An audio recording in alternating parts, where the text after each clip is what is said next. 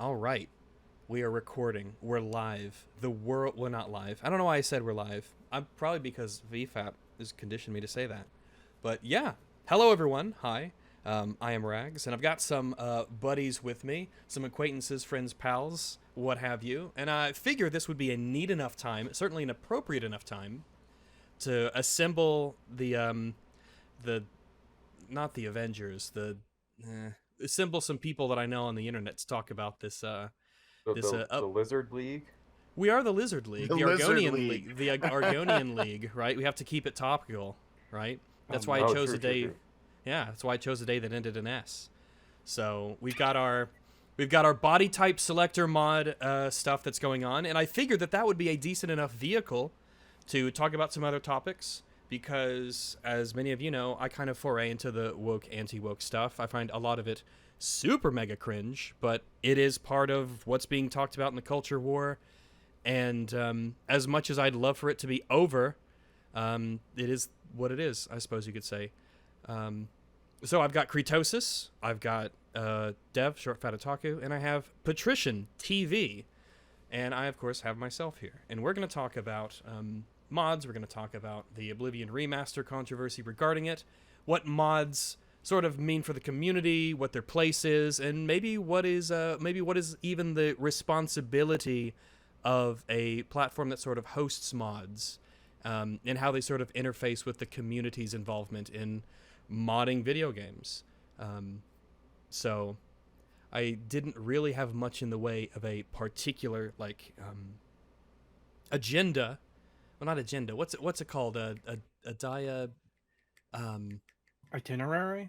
Yeah, like an itinerary. A Just sort of schedule? just sort of a schedule. Yeah, this is sort of free flow. We're gonna be like water in here. But I think Devin Patrician had mentioned that you have sort of some history with covering the Nexus Mod stuff, and I mean, we've all heard them pop up every once in a while with some sort of a controversy when it comes to modding that is allowed, modding that's disallowed, the games and what those mods do or don't do, or what they remove or what they add. So if you want to establish a little bit of information, because you've got some stuff, and Dev, you made a video a few years ago, I believe. Then I did. I think it was yeah. 2022 that for me this first kicked off. But if you want to go first, Patrician, go ahead. But the first thing on my timeline is January of 2021 with the Judy Alvarez bisexual mod. If you have something earlier than that, you can Judy start. Otherwise, I Alvarez, think the that's honestly the Cyberpunk first thing. character. Yes, I yes, think she's the- canonically a lesbian in that game, right? I think yes, and that was the so. objection at the time. Yes, you can only romance her as female V. Okay. Unlike Pan Am is straight, I believe, right? So you Yeah, can only yeah. So all romance the her as a male. relationships in the game, yeah. So there's 2 straight relationships and 2 gay relationships in Cyberpunk. Okay. And 'Cause then I haven't really. there was a mod that was shortly made because it's very simple. It's like one console command to enable romancing Judy as male V. And the mod was taken down. There was never a stated reason. Um, However, one thing to note is that there are also mods that make Pan Am gay and River gay, and those have yet to ever be removed. That doesn't surprise me. Because it is an element, I suppose, of that sort of side that to remove one's straightness and replace it with something else is going to be far more, I guess, acceptable to that crowd than removing one's gayness or bisexuality Yeah. and turning it into straightness. Yes, and I actually found an article from the time at the time from sort of a outrage grifter for wokeism stuff. It's like a gay gaming news website, and they basically cited that um, making her straight is taking away like one of the few lesbian romance options that have ever been made in gaming, and that's why it's okay to have that double standard. Not necessarily something I agree with, um, I don't agree with it either. but Yeah. But That's like the basic representation argument, right? Where they say, well, every single relationship is straight, so you can take some stuff away from the straights, but there's only a few gay or lesbian ones, so you can't go the other way. That's generally their mhm. argument, I think.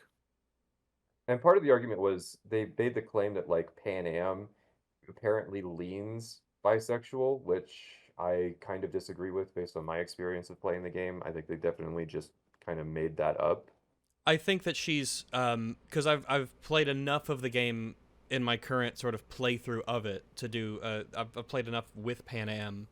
I can believe that she's just sort of she can be a little flirtatious in certain contexts, maybe, but nothing out of the norm for what a human is. But I think there's definitely like, what if you have the option to make an advance on her, and she's just like, let's just be Well, friends. You're a good friend. and that's what takes it into modding, is that modding is about giving the player the option. It's not like super straight players were forcing gay people to install the bisexual Judy mod, right? It Yeah. was just an option that people want to have. Maybe there's some people, because I remember this actually being a controversy at the time. You couldn't romance certain people based on the genitals that you had, and there was a trans discussion about that. Like, what if I want to play as FemV, but I'm actually like a female to male or male to female trans character? Why can't I romance Judy? So it seems like the progressive thing to do is to just give people those options and let them do what they want. I've Yes, heard yeah. So I've heard oh, very go ahead, little Nick. in the way of complaints regarding Cyberpunk specifically, just because of its setting and because it seems to be treating fairly, at least by the base game, gives you the option to be whatever the hell you want to be and mix and match whatever you want to mix and match. So it doesn't, in a way, sort of take a side or guide you down any sort of path or, waggle its finger at you in at least that regard. So I think it escaped a lot of criticism because Cyberpunk game, do whatever you want to do, it's on you. I mean, it makes sense with the setting, right? Like if Yeah. you're in the future and I you're think getting body modifications to be a dick girl or something is not going to be out of the ordinary in that setting. well, I know it's there was I like also some think it's woke people who were kind of going nuts about it. It was like, no, it makes sense here that you can have like people with crazy body mods that get sexual. That makes complete sense in the setting. Well, and I think for timeline purposes, it's important to emphasize that what the news was talking about in relation to Cyberpunk in January of 2021 was less with the mods and more with how the game was utterly broken. So It was, that this yeah, whole discourse kind of got overshadowed. yeah, when the game Yeah. did come out, I think it is not unreasonable to say that, at least for certain game boxes, the game was a scam. And there was all Oh, of man. there was the controversy regarding the review date stuff and the builds and stuff, and reviewers weren't allowed to record their own gameplay, as far as I remember. I remember when this game came out, we even did an EFAP on it way back when, and I think I played it for like 12 or so hours. I walked away going, and though now I'm very, very positive on it, but at the time it was rough when it first came So out. yeah, You need like a No I Man's made Sky a with it. 50 You hour fixed it up. yes, I made a review at the time and I was like, it's got a lot of potential, but it needed more time in the oven, basically, was the sentiment I had. I Yeah. highly recommend I it got- now. So I picked up the PC version and then also the PS4 version because I heard the PS4 version was a nightmare, and it was a nightmare. I wanted to compare them, so I did like a comparison thing, and my God, that game should not have come out in PS4. I It think just- that it barely fucking legally, chugged. it should not have come out. I think didn't they give like refunds to every single person, and they had to. Yeah, they There's delisted it off of the storefront. I think that was one of, if not the only time something of like this has happened, certainly on this scale. But it was a big Yeah, news because- thing when it was happening, and it was CD Projekt Red, who was coming out of the stellar reputation that they had, not just from The Witcher 3, but from The Witcher 3's insanely good DLCs. So they were Yep. they were the top of the world at the time. And I recall before Cyberpunk launched, there was two. I don't have any links in this. This is just based purely on memory, so it could be partially wrong. There was two big controversies. There was one interview with someone who worked on the game, and it was from a very progressive outlet, and they were really trying to hammer home the gender stuff. Like, can you choose your pronouns? And the guy's like, I want to talk about the gameplay, and the play's like, no, we're talking about pronouns for half of this fucking interview. And it's like, okay, that was one thing. And then the second thing is, in the game, there's an advertisement for some sort of soda brand, and it has like an androgynous looking person with a tight jumpsuit that appears to show a penis. And it Oh, I was think very I remember clearly- this. Yeah. Yeah, Yes, I remember yeah. that. Yeah, there is a lot of trans people who are mad at this because it's objectifying. It's like, hold on, this is kind of the point of the game, because this is the late Yeah. stage capitalism that progressives sometimes talk yeah. about, This where is actually the everything's corporate commodified, right? dystopia. Yeah. Yes. Yeah. I don't So it I don't makes think complete anybody's sense ever for it to be that way. complained about that. I don't think anybody's ever complained about that happening in GTA 5 because there's a few billboards that are like literally the same concept, basically. So, GTA 5 often gets overshadowed by everything else, but GTA 5 is definitely, it leans more into the parody aspect. The Cyberpunk does in a way that we can contrast it to our world and our own expectations, but it's definitely played more well, straight-faced. while these were stories at the time, they didn't really like. I don't think they really dominated the gaming discourse the way that the anti-woke stuff would Yeah, I don't come think to, so. circa 2022, like a couple years Yeah. later. Yep. Yep. I know So exactly what you're talking about. Yeah. Because there was like, if you're going really far back, like 10 years back, you had the initial Gamergate period. And then a few years after mhm. that kind of died down. And then if we're going to use the labels It- woke, anti-woke, that's fine with me. But like the woke discourses and the woke narrative was kind of the dominant thing for a while. So in 2020, 2021, you didn't really see much anti-woke stuff. 2022, you saw a big resurgence of like all those old Gamergate voices coming back. I think that But after do we have Gamergate... any? You go ahead. Well, I was going to move the subject on if anybody else, if we're I'm done more with than Cyberpunk, happy. I'm but more than happy to not talk about Gamergate because I hear it getting blamed for everything, like the fucking boogeyman in the closet and under the bed. So I'm more than happy to just move right along. Yeah, I'm fine with that too. yeah. So So like, okay, go ahead, man. Go on. well, I was going to move the timeline along. So if you have any more points, just go ahead and say it. Well, from what I understand, the conversation is at least in part about how some characters, in terms of the canon of the story of the game, they have sexualities, right? So you have some characters that are straight, some characters that are gay, some characters that are Yes. bi, and so, for example, Judy is a lesbian, and so you cannot get with her if you play a male character. There's kind of like there's two ways that developers tend to deal with this, and one way is what I call the Stardew Valley way, because in Stardew Valley, Yeah. every single one of the marryable options is simply bisexual. Yeah, everyone's sexuality bisexual, yeah. It's not, sexuality isn't even discussed, because you can be a gay couple and still have kids in that game. They just don't talk about sex or genitals at all. Yeah, in the playthrough where it's very, very easy to headcanon it away as, well, in the playthrough where I am a female, then Lay is also a female who is, I guess she's either bisexual or lesbian. And then if I do another playthrough as a guy, well, in this alternate reality, this sort of continuity, because that's basically what every game save is, in this continuity she's bisexual or straight, and it's pretty easy to the point where it's just accepted that, oh yeah, when you die you respawn. That's just like your mind doesn't even skip a beat at the concept of reincarnation, because it's such a just like deeply ingrained video game mechanic. So Yeah. it doesn't bother you at all. I think in Stardew, when you die, they say, "Oh, I found you in the mines. You were Yeah, passed yeah. out, and I brought You you wake up. Yeah, but yeah, Yeah, Yeah. they narratively explain it, but you're like, okay, game. Well, But that's one way that you can handle it. And the upside is that everyone can. Well, one, everyone feels included. Some people don't think that's an upside, but it is at least partially an upside.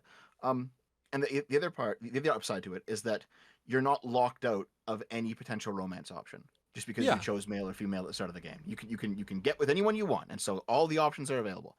The downside it is nice, is yeah, that to not have to feel like you have to plan ahead for what romances you might want down the road. Yeah. Yeah. The downside though is that it takes away a part of their character if everyone's just naturally bi and sexuality isn't discussed, because sexuality can be a part of someone's character. Yeah. And if it's just blanket default anyone can get with anyone, well then that's off the table. Now for a game like Stardew Valley, it doesn't really matter that much. It doesn't really matter at all. But I recall there was, if I don't know, I mean I think like how old are you guys, if you don't mind me asking? Early 30s. Like roughly. Yeah, I'm in my 30s as well. Okay, yeah. So you can think back probably to like Fox News talking about Mass Effect. Mass Effect 1. Yes. with Yeah, Jeff Keighley. Xbox 360. Yes. Yeah, I remember that. I've used that clip in so many videos whenever I talk about this, because it's such an amazing interview. It's so stupid. But basically in that interview, you have Mass Effect 1, you have the lesbian scene with Liara, and you have these old religious boomers who are kind of clutching their pearls about it. And Jeff Keighley has to come on and be like, Well, I "No, it's not remember- pornographic." It's I remember specifically they played a clip of when you first go to the Citadel. You talk to that one Asari chick, and you have to do a renegade option specifically after doing something for her, where she brings you into the sphere, the little blue sphere, and you have a very it's a very relatively PG. I don't even think you see a titty of you having a sex scene with her, though it's been a long time. So they used a much more I guess lesser known scene from the game as visuals for the Fox News sort of thing, which makes you wonder, how did they get it? How did they know about it? It is unusual. Yep. Well, yep, they were I the completely outrage agree. farmers at the time. That is true. They were, well, yes, at the yeah. time, but yeah. Well, I mean, they've come back. People like that have come back, and yeah, They have. There's certainly. Well, I mean, I made like a 2-hour video on it. There's the anti-woke schism, right, where you have like libertarians and Christians kind of Yeah, the splitting off Melanie into different Max and factions. the Yeah, Razor Fist yeah. stuff. Yeah. Yep.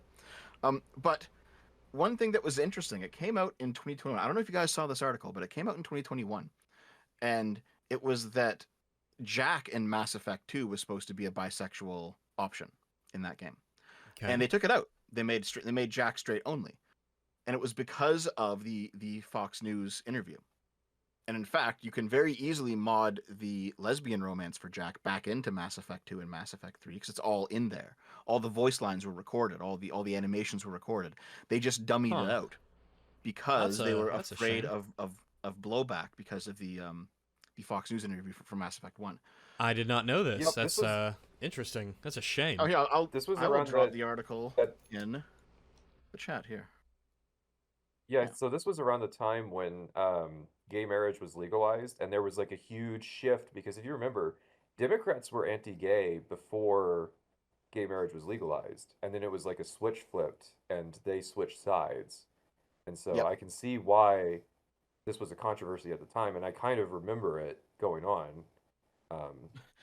Well, it's kind of funny because here in Canada, gay marriage was legal since I think 2005. So we saw the Americans fighting over this in like 2012, and I'm like, it's don't worry, guys, like the sky isn't falling, everything's okay. But still, It's like anyway, it's like the so- British watching us with you were- slavery. Yeah. Well, I bring this up because you- if Stardew Valley is the first option how you deal with NPC sexuality when you're going to be dating them, Mass Effect is kind of the other option where you actually have characters that have specific character arcs, and that includes having designated sexualities, right? Because in Mass Effect 2, Jacob so- is a straight only option, and I mean Jack We- was supposed to be the bisexual option, but it was taken out for censorship reasons. But I mean in Mass Effect 3, they had the lesbian only option in the what was her name? The secretary that worked for you. You could date her if it was lesbian only. She doesn't have a name. Nobody remembers her. I And then there was legitimately the- don't know who you're actually talking about. I've played And Mass that- Effect 3, and I do not remember this character. She's Not kind of Edie, like right? I think she's Indian. She's an Indian. No, she's an Indian woman, and Yes, yes, she's she's Indian one of like the Cerberus crew members that can get kidnapped. Oh, Mass Effect 3. But so- No, Samantha Trainer in, was her name. Samantha Right, yes. Trainer. I need to look at her. Oh yeah, she. I she don't has remember this she has the person. toothbrush. Yeah, she has the toothbrush that has like Mass Effect fields in it. It was the Oh my dumbest God. Yeah, thing. Oh Well, man. but So it was basically- it was part of a comedic DLC. So. Yeah. I remember this very well because I love these games, the original trilogy. But in Mass Effect 2, because Jack was like very clearly supposed to be a bisexual option, then it was very clearly censored out of the game. As kind of an apology in Mass Effect 3, they introduced two characters that were gay romance options only. And Samantha Trainer was one of them. That was for the female shepherd, and then the male shepherd had the Latino pilot. I forget his name as well. The guy who flew your shuttles around. He was the romance option for a male shepherd. I don't remember this character either. It's amazing Oh my how much of God. Mass Effect 3 is melted away from my brain, which is a shame, but jeez. It's all just gone. I didn't eh? play it as much as the first two, you know? So there No, we I mean, go. no, fair enough. But basically, these characters, his name was Steve Cortez. Okay, yeah. But basically, these characters, because they are more fully fleshed out characters, and they have set sexualities, which becomes a part of their character. But the downside to that is that now if you want to actually see a certain romance option, you have to plan ahead. And you cannot date Samantha Traynor if you are a male shepherd. And maybe some people don't like that. So these are kind of the two options in how you deal with sexuality in video games in terms of the characters you can date. In the Bethesda space, we call the Stardew Valley option, we call that hero sexuality, where they're not bisexual, they're attracted to me, is what you mean. Yeah. But protagonisexual, yeah.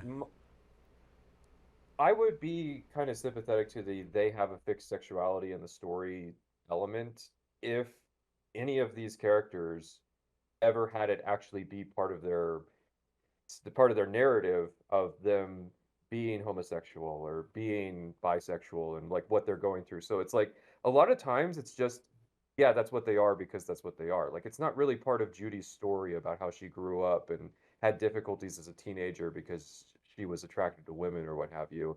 And so it feels arbitrary to me because they're not leveraging these LGBT characters to actually tell LGBT stories unless it's like Dragon Age Veilguard where they focus on the queerness of it, and then it becomes a little too much in that situation. I mean, it'll be setting dependent oftentimes, where you do wonder, like, well, what are the world-building implications, or what are you trying to say about... Because in Cyberpunk, if everyone's just blasting it with everybody, then it's like, oh yeah, it's the Cyberpunk world, everything's just sort of overly sexualized, and people are more into that in general. Well, but the thing is that you wouldn't actually in character know that Judy is bisexual because you can only be male or female in Cyberpunk. So that's true. You do have to technically choose. You don't have that. You don't have that meta knowledge. Your character doesn't, anyways. That Judy is swinging both ways. But the character, just due to programming, knows which option you have sort of selected behind the scenes, and that sort of thing can be hidden, well enough by the animations of the character and their voice lines and their presentation and their writing, God forbid. But it is like, well, you are committing to one, and the game knows which one you picked. You can't fool the game in a way, for lack of a better term. Yeah, unless you specifically program the game to seem as if it is fooled, potentially, but that's its own discussion. So one thing that you mentioned is that sometimes sexuality just kind of tacked on, and I mean that's true in a lot of cases. Just the character's gay. Why? Well, because they are, and I mean that kind of mirrors real life. Like people tend to be straight or gay or bi, usually just cause, So that makes sense. But I mean, in terms of writing a story about a gay character, I know Mass Effect 3 again did that really well because Steve Cortez, his entire story arc is that his husband had died during the war. And so a lot of his... okay. I never liked Steve Cortez's character because it felt like he was just there to bring up that, oh, by the way, my husband died, and it's such this horrible thing, and it's like, it feels very arbitrary that you like, or it feels not arbitrary, but performative. It's now hip to put gay characters in games, so we're going to have him say, oh, my husband died, and like really emphasize it to the player. Like I felt that in Steve's case, you should have actually had to dig into what was going on with him. I don't know. And that's fair. It feels the manner of how he brings it up is going to play into how believable you think, or how earnest the writing is oftentimes. Yes. Yeah. Mass Effect 3's writing isn't great. I agree with you on that. But in terms of it being a gay story, the fact that it is about his late husband does make it a gay story. Not necessarily, because it could just be his spouse. What about him being a homosexual changes the narrative necessarily? Because obviously Mass Effect's not really a series that ever tackled like the concept of homophobia or any kind of like, stigma like that. Well, by being a science fiction game, by and large, science fiction societies are going to often... Actually, I'll bring up an example that does cover this and does have a narrative impact. Veronica in New Vegas is homosexual, and she needs to be homosexual for her story to work because her story is about how her being gay was looked down upon. She had to deal with homophobia because it was expected in her society that the women have children because she was in the Brotherhood of Steel.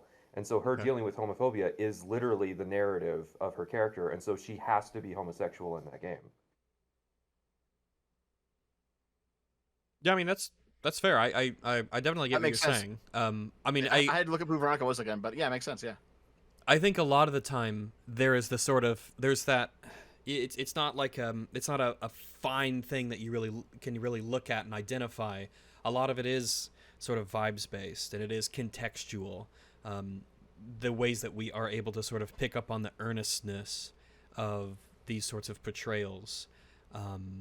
I think that especially lately. It's funny that I just thought of New Vegas because I'm talking about it, but New Vegas has come around to being considered woke again because it has gay characters, even though it probably has one of the best implementations of homosexual characters in a game that isn't aggressive with how it approaches the topic.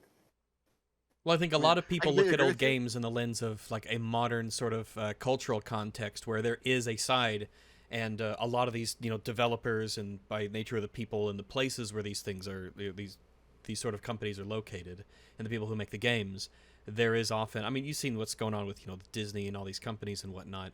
There is just in the back of everyone's minds this sort of attitude of cynicism whenever they see that sort of thing that just didn't exist before. There was a time where if you saw someone who was gay or whatever, or black or a woman or whatever, it really was just like, oh, there's probably just that's just like, oh, it's another flavor of person. Moving on. It's just, we don't have to talk about it. But nowadays, when it's pushed so much as a message, when it is pushed to the forefront oftentimes, when it is talked about more so than the real quality of the thing itself, and they obviously, oftentimes the vast overrepresentation of certain groups, as if they're trying to make up for lost time, it makes people think that this isn't done in earnest. It's done for, either political reasons or or for what, not for the same kinds of artistic reasons that it used to be done in the past. It's got everyone on edge. Yeah. I know exactly what you mean. I think, Rags, maybe a month ago, I gave you that article titled "The Vulgar Wave," and that article is, I think, the perfect example of what you're talking about, because it starts out comparing the TV show House with another TV show. Is it The Good Doctor? The I am a surgeon guy, like that guy from that meme. Okay. Yeah. I know of the shows, but I've never really... Well, I've seen an episode of House, so I've seen all of House, but I've never watched The Good Doctor. So. Well, they have the same... I think it's the same showrunner and some of the same writers. And Okay. they're basically making the same show because it's a show about an autistic doctor. But in The Good Doctor, the main character being autistic is his only personality trait, and everything revolves around him being autistic.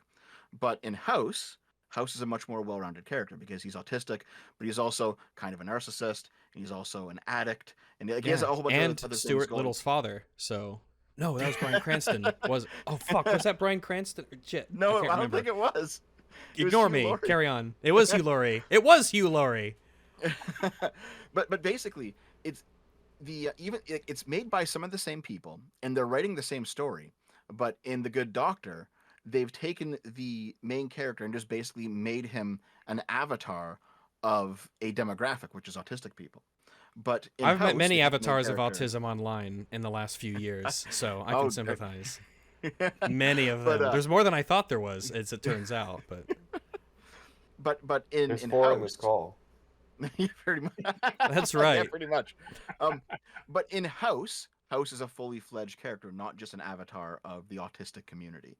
And even though it's made by some of the same people, these are two vastly different ways to approach how to write a character to make them representative of a community. And in the former way, you write them as real people, and if they end up being less than stellar representatives because people are people and they're flawed, well, that generally makes for better writing and a better product, but it's not as Yeah. it's not positive representation the way that some activists might want. So writing nowadays has defaulted to just, okay, we want to make this show about autism. We will make the character's only character trait be that he has autism. We will make sure it is as positive a portrayal of autism as possible, while also being as obvious as possible. And it ends up creating a lesser product because the character has no depth other than that he has autism, if that makes sense. Yeah, because growing up, we probably all knew people who had autism, and I certainly did growing up, and they just had different personalities, but they were both also autistic. So to see those kinds of people sort of reduced to that one trait, it would be, I mean, I would certainly feel, insulted if somebody took some sort of a disability that I have, of which I have very many, as it's very clear, and just sort of reduced a fictional version of myself to those things. I mean, like, if you go to like Final Fantasy VII, Barrett, black guy, he has an entire list of character traits. He is a fully developed character in that game. He's not just token black guy who exists to represent the black community. He has he has a whole story arc. He has like his relationships with his daughter and with the other people in the party, and he has various mannerisms and he's a character. He's a person. But if you're just going to make a character the avatar of a community, the only thing that matters is that he's black. I am one of the I guess a little side note. I've always been kind of interested in other cultures' interpretations of like American culture as well. That's always something I think is fun and interesting to see. Whether it's like Yu-Gi-Oh or Final Fantasy or just like the Western or like the guns, cowboy culture or like the cowboy sort of subcultures in Japan and stuff. I've always found it interesting how other cultures sort of view in American culture. That's always neat. I like to see that. I will say though, we are you'll go for it. I can move the timeline along. Yeah, go for it. Yeah. So the next thing that Nexus got in trouble for was in August of 2022. It was when a user uploaded a mod for Marvel's Spider-Man, which replaced pride flags with American flags. The mod was removed during controversy. The moderation team emphasized, this time they actually gave a reason. Before, the Judy mod was removed without any statement. The reason they gave, and they made a very long post about this, was that the person who posted it was a troll because his username was Mike Hawk, and they would have removed the mod but they also stated they would have removed the mod anyways, so them bringing up that it was a troll was more of an excuse. And I have some choice quotes from the statement. We are for inclusivity. We are for diversity. If we think someone is uploading a mod on our site with the intent to deliberately be against inclusivity and/or diversity, then we will take action against it. We aren't the authority on what users can or cannot mod. Us removing a mod only means it cannot be found at Nexus. Yes, and this is the first one that this is when I first got clued into it. Yeah, I think that happened for a lot of people because I remember it as well. This was like, Nexus Mods is like, that's what I know, everything I need to know about Nexus Mods and the people who run them now. If you go to the Wikipedia page, they don't even mention the Judy story. They start with the controversy section kind of just starts with this Spider-Man story, but I've posted an archive linked to the statements that they gave as to why they removed the mod. And I grabbed I still have the old screen cap from the video that I did 3 years ago, so there it is. Yeah, he called it non-Newtonian New York because it's getting rid of the rainbow prism. It's like, okay, I get the joke. Okay, all right. But basically, it replaced, as you said, it replaced the rainbow flag. It changed it to an American flag.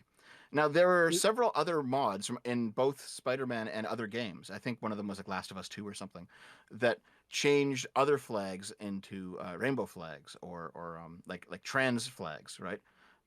And no one really cared about those. It didn't matter that various flags in various games were being changed to be, LGBTQIA plus flags, but as soon as someone makes one to go the other way around, it gets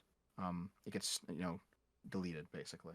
There is, definitely there's a direction that these mods are allowed in, and I think with the Spider-Man one in particular, this got a lot of people kind of, their eyes are certainly on it now. It's on people's radar. People now know Nexus Mods is like this. They stated it directly, and they literally said 2 of the 3 DEI letters as like things that they stand for. One of the things I heard too was he didn't actually change any files in the game. They just switched the region to like Saudi Arabia or something. Oh, that was right. I was looking into it. I've heard that too. I believe it wasn't actually true though. Was it not? Okay. Okay. All right, because I did hear that spread around. Case. So. It could be the case that he didn't add any files. He just used American flag textures that were already in the game and just yes. Them. Yeah. Yes, this part of the statement is those flags are already in the game at like the UN building, so there's no new like assets that had to be made or anything. Mm-hmm. Oh wait, there was one controversy in between the Mass Effect stuff and what you just said though. And I'll quickly, because this is why I brought up Mass Effect and I completely forgot to actually go down this path. So oops. I'll post this in the chat as well if you want to look at it. But basically, Well, Mass Effect 2 Oh, had that. the no more Yes. butt shots mod. Yeah, because there was the gratuitous butt shots in Mass Effect 2 where it's just a big old close up of her ass, and everyone thought it was funny, but also some people were complaining about it. And then this person here, Scottina123, made this mod in 2018 that removed the butt shots. I was And gonna this is like, say, if you don't want timeline's butt very shots in your important. game, that's fine. Like, I don't really care. It's whatever, right? Mhm. However, they took the butt shots out in the re-release for Legendary Edition. Yeah. Yeah. And So the thing about it is that like Miranda having a sexy body is more narratively relevant than Steve Cortez being gay. That's because true. That's true, Miranda yes. was Yes. genetically created to be like as aesthetically Extremely perfect hot, as yeah. possible. Yeah. So yeah. No, So I mean, yeah, it's the same person, Scottina123, made a mod to restore the butt shots in Mass Effect Legendary Edition, which is kind of funny because yeah. However, this mod here was temporarily taken down. The first one wasn't, but this one was. Interesting. It eventually got put back up. You know, people complained enough, and it wasn't anything that was actually wrong because it was in the original game. So, but this mod was temporarily taken down because people are saying it was objectifying. It's like, hold on, that was in the first game though, and you've allowed it to go the other way. But on this decision, Nexus reversed the decision. They allowed this mod to come back. And that's kind of a point. One of the things I'm going to guide here is that when they take things down, they often cite the reason that, oh, it was a throwaway account, or oh, it was a troll. And so it is interesting that you bring up that it was the same person, because that implies that Nexus is willing to allow this stuff if they think the mod is in good faith. Yes. So the one that we all kind of, I think everyone got clued into this situation happening was the Spider-Man mod. And I mean, Yeah, the fact that that was the in mod was full of 2022. memes. Yeah, sorry, go ahead. That was in 2022 when the culture war had really like kicked off. Yeah, it had gotten, I think it had just gotten too prominent for anyone to be able to ignore it at that point. For the most part, it had kind of overplayed its hand, as is often the case. And so just the pushback is inevitable when you go too much, go too far too quickly, and you're an obnoxious asshole about it constantly, you will get pushback against it. And now we are where we are today, Yeah. the natural result of that kind of thing. It wasn't long after that the Hogwarts Legacy thing happened, and I cite that as being like one of the big moments when, not when it started, but when it actually gained like mainstream cultural appeal to be anti-woke, because of, I don't know if we want to talk about the Hogwarts Legacy thing now. If you want, go for it. I mean, it's up to you. I'm just I chilling. think the anti-woke, I think there was always an anti-woke segment of the population that was against it for ideological reasons, but when it comes to like Normiton, Asmongold type people getting into being anti-woke, I think it started with Hogwarts Legacy and seeing the aimlessness of the trans boycott and the tactics that the trans boycotters were using, and I that really agree. motivated the anti-woke push. I think so. I think I agree with most you, too. normal Yeah. people, regardless of kind of where you stand politically, at least culturally politically, people don't like to get yelled at and called evil and terrible, horrible, nasty things when they just want to engage with a video game and they don't care about these issues. If you don't care about trans stuff and you don't care about gay stuff, bisexual, whatever it is, you just don't care. You don't have an opinion on it. It's not a part of your life. But one side in particular seems to be screaming and foaming at the mouth that you're a disgusting, terrible person. Then what do you think that the obvious reaction will be? And they also to me, made what was that interesting was, list for anyone who streamed it. Hey, did this person Yes. stream this game? And Oh God, you're right. So- Jeez. Yeah, the bot. yeah, It was kind of funny how that functioned, because basically what it did is it would search your history to see if you ever changed your stream game, like the Twitch game setting, like what game you are playing on Twitch. That setting, if you ever switched it to Hogwarts Legacy within the scan time period, it would flag you as having streamed it, and you were and targeted for harassment. Which is like it's such a I dumb way to remember- try to do this as well. Like it's. I remember a lot of people joking about intentionally setting that off so that they could end up on the list too, even On if the they cool don't kids stream it. list, yeah. They Yeah. made the The cool cool kids club. list. Yeah. Yeah. Yeah, I think that was definitely one of the big starting points where people just didn't want to get yelled at for remaining neutral on a Yeah. topic. We're like, you know what? I just like Yeah. Harry Potter. I just don't like really Harry care. Potter. I just Well, want to play yeah. the fun wizard Well, and game. what's- Stop calling me evil, please. To me, what's interesting is that the trans boycott had a point. What they were boycotting was a portion of the sales of the game would go back to J.K. Rowling, who donates to anti-trans causes. So don't buy the game if you don't want your money going in that direction. That was a very simple goal of the boycott, and somehow they kind of lost focus on that and started so I happened to make a Harry Potter video shortly before this, and I remember being in contact with like, why are you pushing people to engage with Harry Potter? And I'm like, I'm talking about games that haven't been for sale like in 10 years. The old Harry Potter movie Like adaptation GameCube games and So yeah, like J.K. Rowling's not making any money off of my videos, but No one's making the money off trans those movement was games. So, I mean, game exchange Yes, is, the I trans- guess, if y'all have those. yeah, the trans movement was so directionless because they didn't really have a leader that was guiding them on what the terms of the boycott were, that it ended up looking really bad for them. I think that I've mentioned it before, but as we all know, poison is in the dosage, and that goes for righteousness in particular. And I think that a lot of the attitudes, and when I hear a lot of these people talking about these sorts of issues and such, they're very self-righteous. They are completely ideologically consumed by this position, and they've sort of been juiced up to feel extremely good when they yell at other people and demonize other people, and that has this Schadenfreude-esque kind of, like, I think, psychological effect, where when they yell, they feel better about themselves, and there's no room left for introspection or even like just tactical acumen, if you can even call it that. Of no awareness of being, hey, if you're acting in an incredibly just insufferable way, your message doesn't even matter because people just see how insufferable you are and don't want to be associated with you, don't want to be a part of you, and just out of spite will do the opposite of what you want. Yep. I remember Polish philosopher Theodor Kaczynski wrote about how liberals kind of identify with, they kind of adopt these pet causes so that they can feel some fulfillment in their life based on if the pet cause makes movement, that means that in their own life they're making movement. So like if gay rights gets legalized, they feel like they've accomplished something in their personal life. So just a curiosity, with this guy you're referencing happen to have another name? Theodor Kaczynski? Yeah. Yeah, he was a sociologist student at an Ivy League college. Oh, was he also an incredibly famous mathematician? Yeah, and he was known the same for guy? writing letters in the mail. Yeah. Yes. Oh my god. Big fan of the postal system. Yeah, I'm talking about Ted Kaczynski. Yes, the Unabomber, yes. Okay. Oh, I gotcha. Okay, I gotcha. Theater. Okay.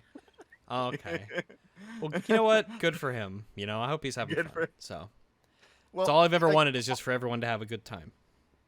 Like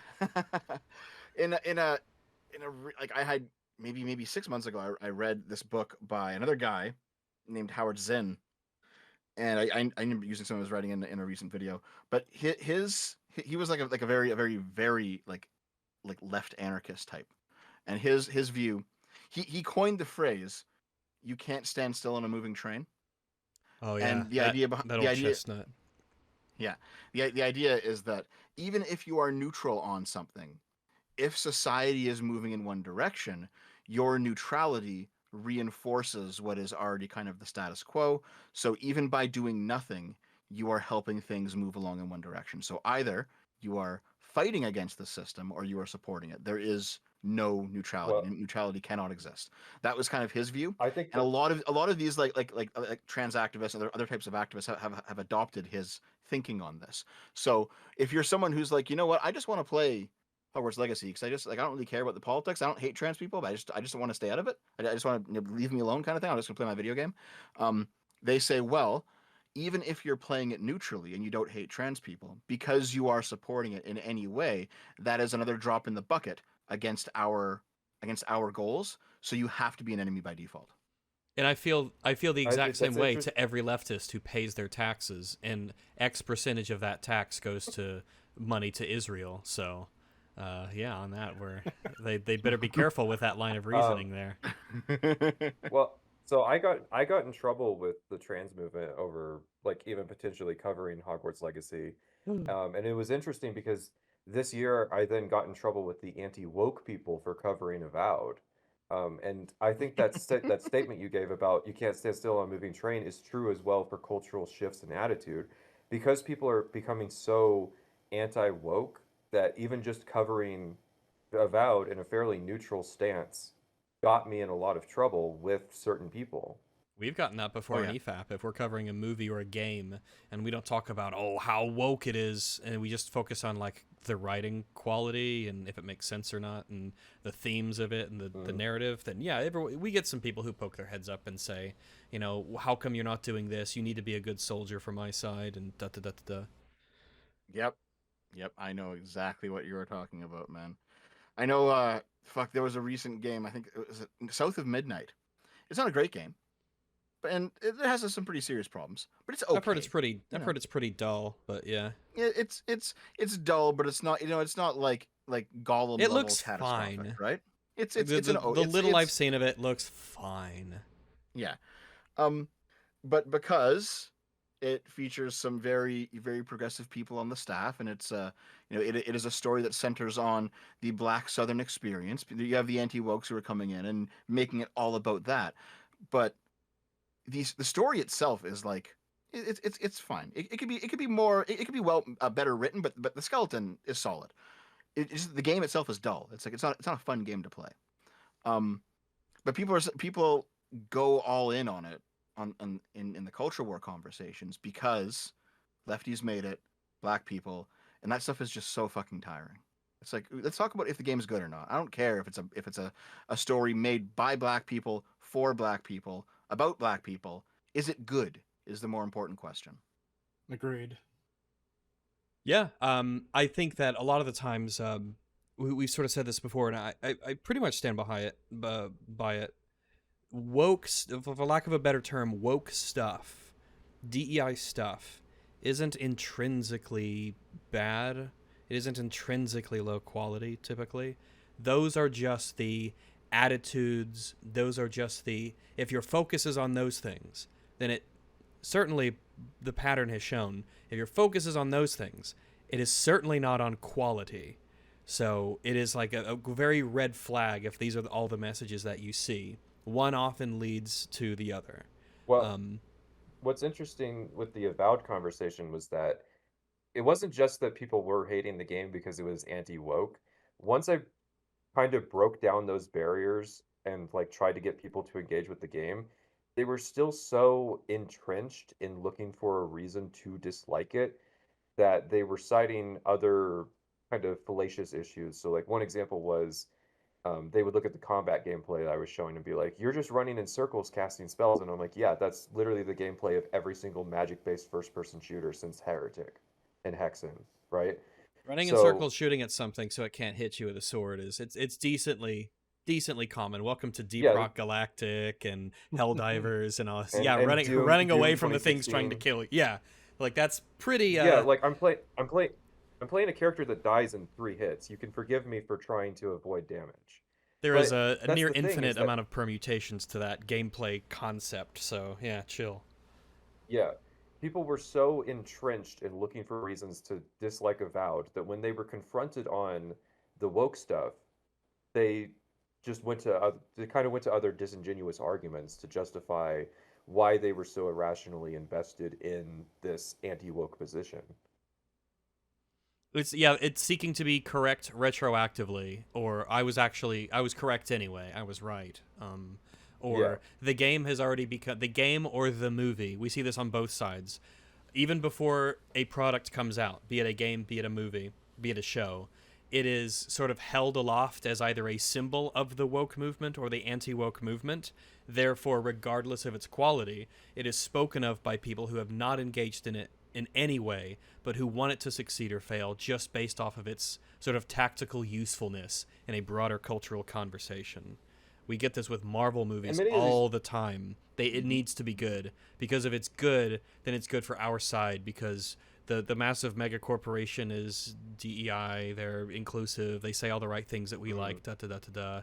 But it goes both ways, too. The Stellar Blade thing, comes to mind, where, I hear it's a fine game, but there was definitely a push from a lot of people that it is good, because it is not a woke game, and it is held as staunchly being in opposition to the woke side, so it needs to be good, and it is good, actually. And it's funny because the only evidence of it not being woke is just that it has an attractive main character, which I've highlighted this before.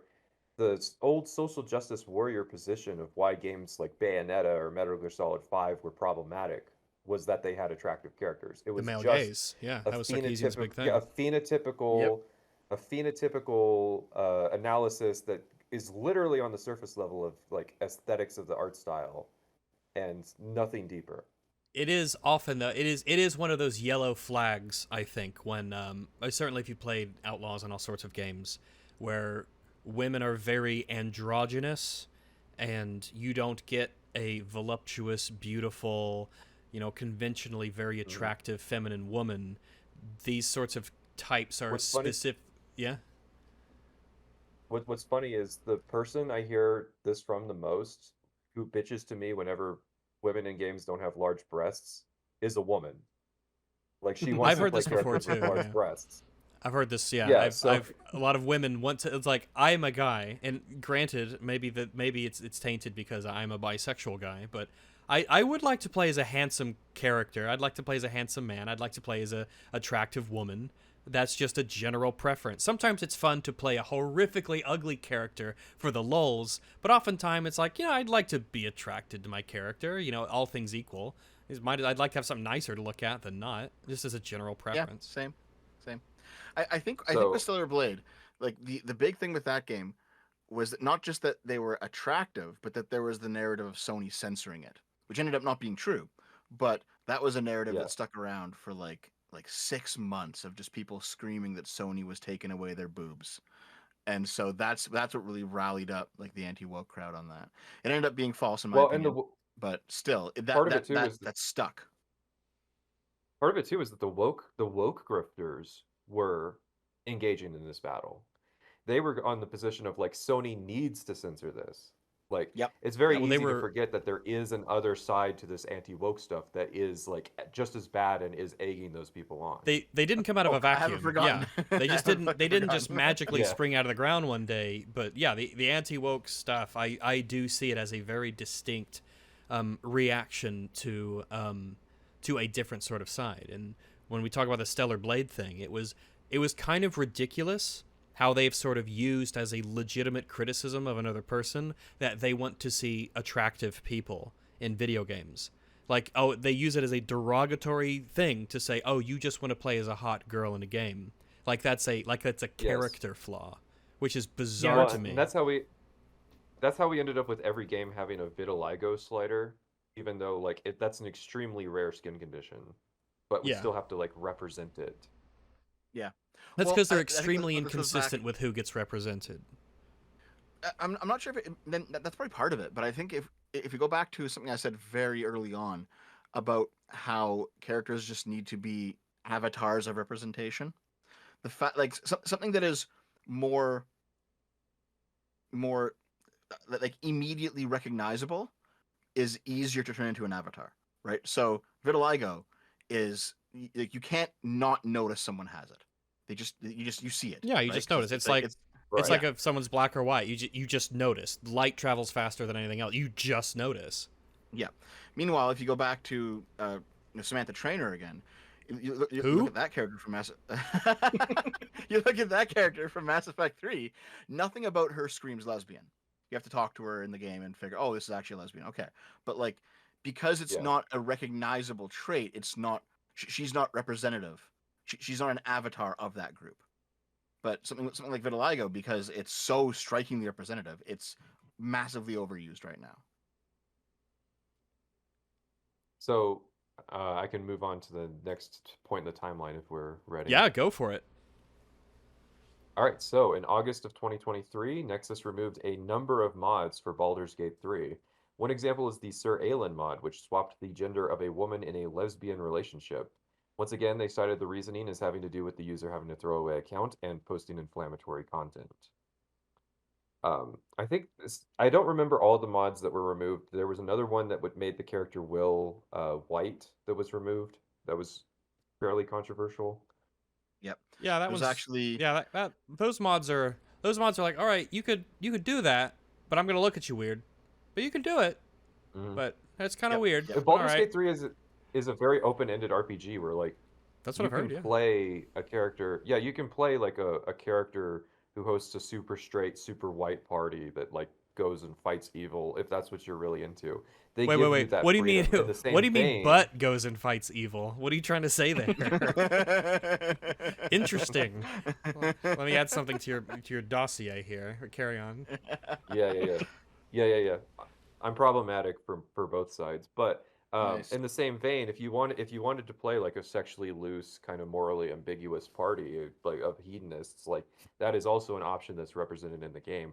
I feel like on the topic of mods are a tool to make the game the way you want.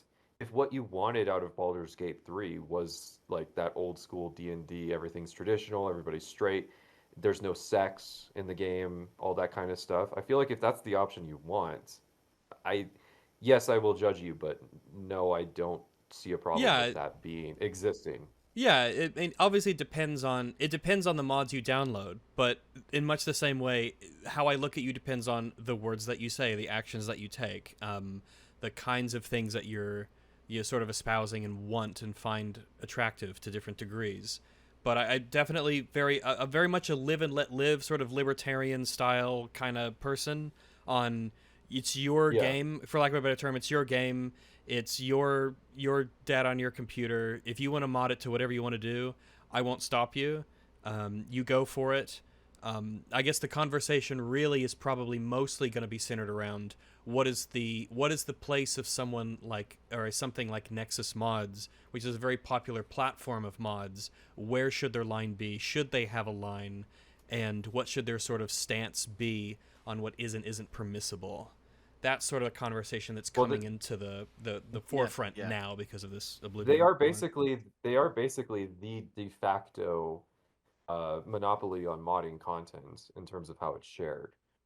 So I feel like Yeah. they don't really have as much room to cite the we're a private company so we can do what we want excuse, because I feel like when you are the de facto monopoly on a conversation that can happen, you sort of have a civic responsibility, at least if you're in a Western country, to support freedom of speech. I would agree. I think that I'm pretty consistent with this. I don't think there's ways I'm inconsistent on this, but I feel this way about like social media platforms.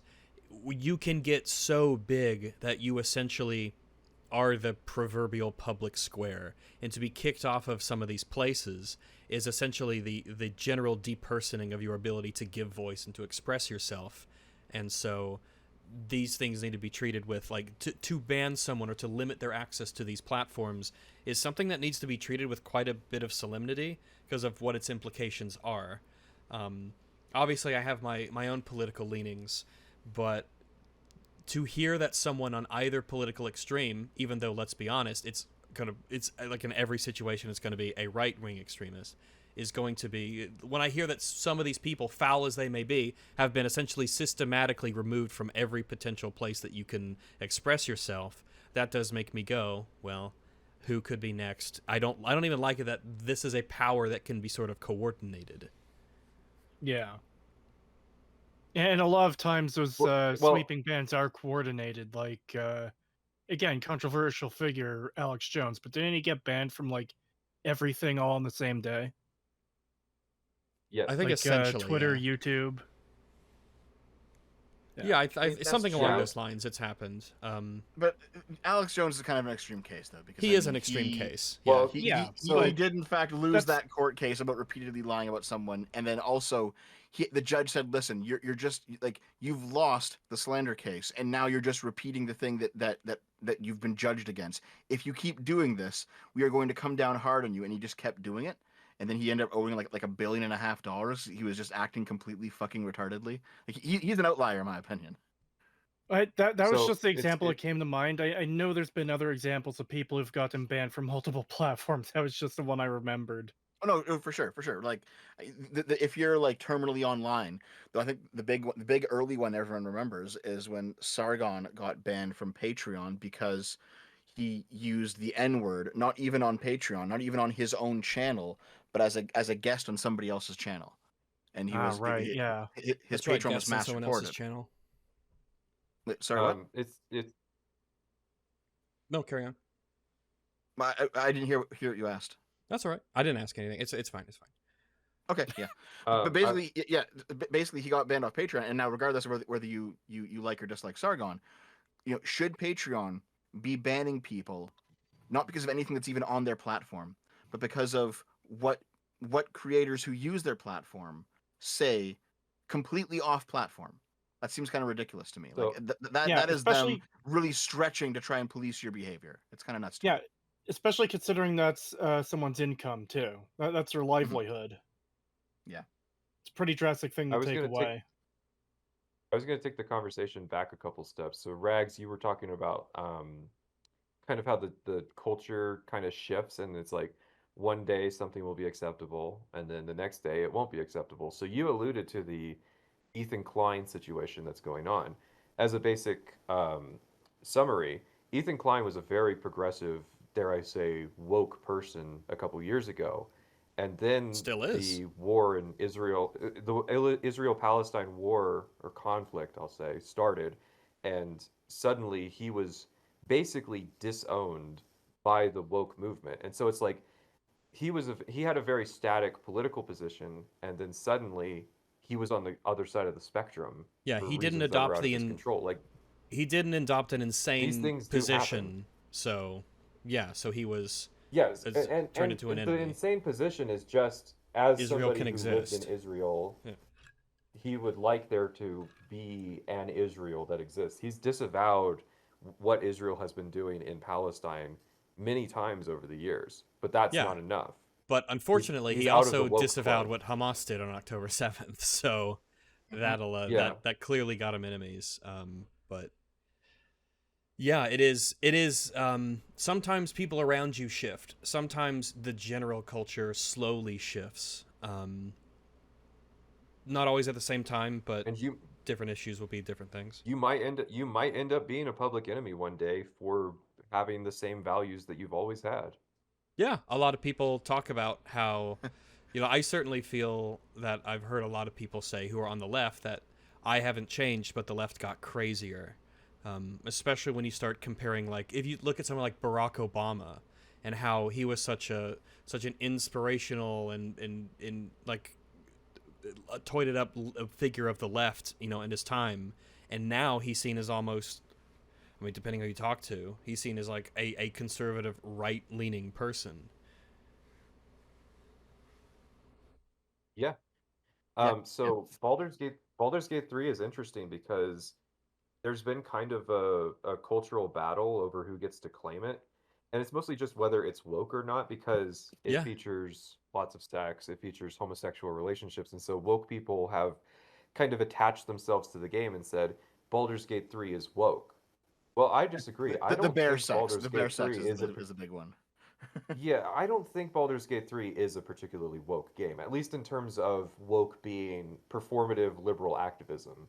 It's not performative. It's just giving you the Yeah, option. it seems to commit to legitimately giving you an immense amount of freedom to do whatever you want. And that's seen as wokeism because it allows you to be a homosexual. But I've heard so many people say the game is not woke who are on the anti-woke side. So obviously yeah, you at least can there only are some anti-woke people that can defend it, but Yeah, I've just it does seem to be in that weird, like, claimed by both sides, or at least this is sort of the nature of the game. If you claim something as woke, you can do that, but if the other side doesn't see it as woke, then it's just like you can't do anything about that. There's no Yeah, it's agreement the on same. what something is, so you can claim it as woke all you want, but if the other side doesn't agree that it's woke, then it doesn't matter. It isn't a useful It's the thing. it's the same thing as New Vegas. How New Vegas can be both pro-fascism and woke at the same time.